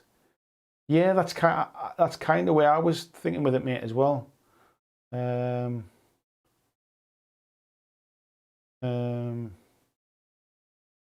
says he's finishing painting up his Toad Shaman from Bows and Badgers, pasted the entire collection in the Facebook group, all painted with contrast. Nice one, mate. I look forward to checking them out later. Yeah, no doubt we'll find out, mate. We'll find out. Peter saying, yeah, casual fun here as well. Only ever bought original trilogy ships. Yeah, I used to just run kind of X-Wings, TIE Fighters, Boba Fett ship, Millennium Falcon, that kind of stuff, really. We used to just kind of push them around and make pew-pew noises. It's just a good bit of fun with my kids, really. Chris Palumbo says the AOS app has point values in it, free to view. No other purchases necessary. Yeah, and I guess like the... I guess then why would you need chapter approved then? Which seems kind of strange if that's the way it's going doing. Westside says, yo, do you stream on a DSLR? I do stream on a DSLR, mate. I use a Canon 250D with a what's it called again? I forget what kind of lens it is. I think it's a 30mm Sigma lens, which is it's got like a 1.4 f-stop on it, so it gets a nice kind of blurry background, and it gets a lot of. So if I do that, you'll see kind of, if that focuses on my hand, you'll see how blurry the background goes. So it's got a nice fast lens on it, and it lets loads of light in, so it's good for kind of streaming in here. Westside saying, do you have a bokeh filter on and streaming with a webcam or streaming a DSLR? No, it's a DSLR, mate. It's just a camera with a really low f-stop. I think it's set at about 2.2 or something at the minute, but it will go down as low as 1.4. But yeah, like I said before, so if I hold that mini up that I was painting, if I can get it to focus on that, yeah, you'll see how I'm out of focus now. And then when that comes back, you'll see. And then the background, so the helmet and stuff's a bit out of focus. If I go backwards, you'll see it all come in. It's all clever stuff. Lord Maiden says, sorry, I mean, if you buy the codex, you get the stuff for that codex for free on the app. Yeah, but the points cost are not they're not up to date in the codex, are they? That's the point. Or not the points. Gillian says, updated missions mostly. Yeah. Westside saying, is it going into an Elgato? Yeah. I've got 2 Elgatos, mate. So I've got one basically, so my painting camera's going into it. So this one is from a camcorder. So what I can do with the camcorder basically is I can zoom in and out here. So I can zoom in and zoom out, and you can see all the painting crap on my table here. That's how I do it, folks. That's how I paint, and then basically I just kind of zoom in until you can only see that background, and then when I'm painting, you get to see that. And this camera has got autofocus on it as well, so if I get nice and close, it'll autofocus, and if I come down to here, it'll focus back in, and that's going straight in as well. And then I've obviously got my main DSLR camera for this as well.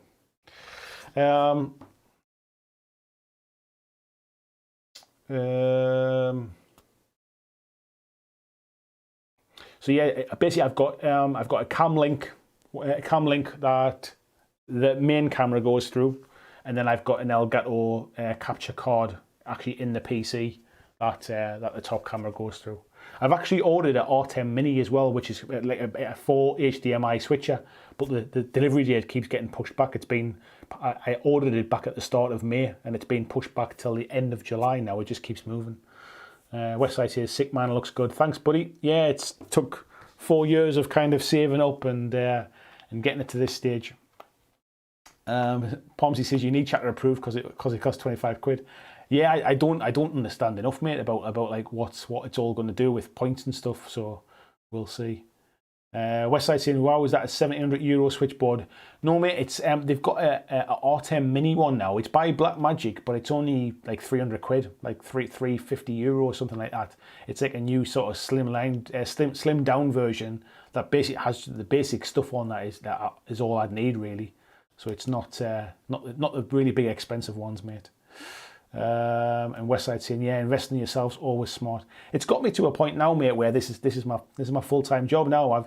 So that like basically the money I make now is what pays me my wage, and I've spent like 3.5 years making every penny I've kind of made out of this, putting it back into buying equipment and stuff, and that's kind of where I am now. Ty Babies is saying, stop telling your secrets. You'll have a channel called Poker Bequeathment, painting Guildball on a Wednesday night. And Westside says, yeah, it's good to see it's paying off. It seems to be, mate. Thank you very much. So, folks, I am going to call it a night now. Thanks very much, everybody that's been in. Please don't forget, check out the Goblin Gaming affiliate link, Patreon link, and the new t-shirts as well on the Teespring store. That'll be awesome if anybody would just check those out. And I will see you face to face on next Monday's live stream. So until then, take care, everyone, and have a good weekend.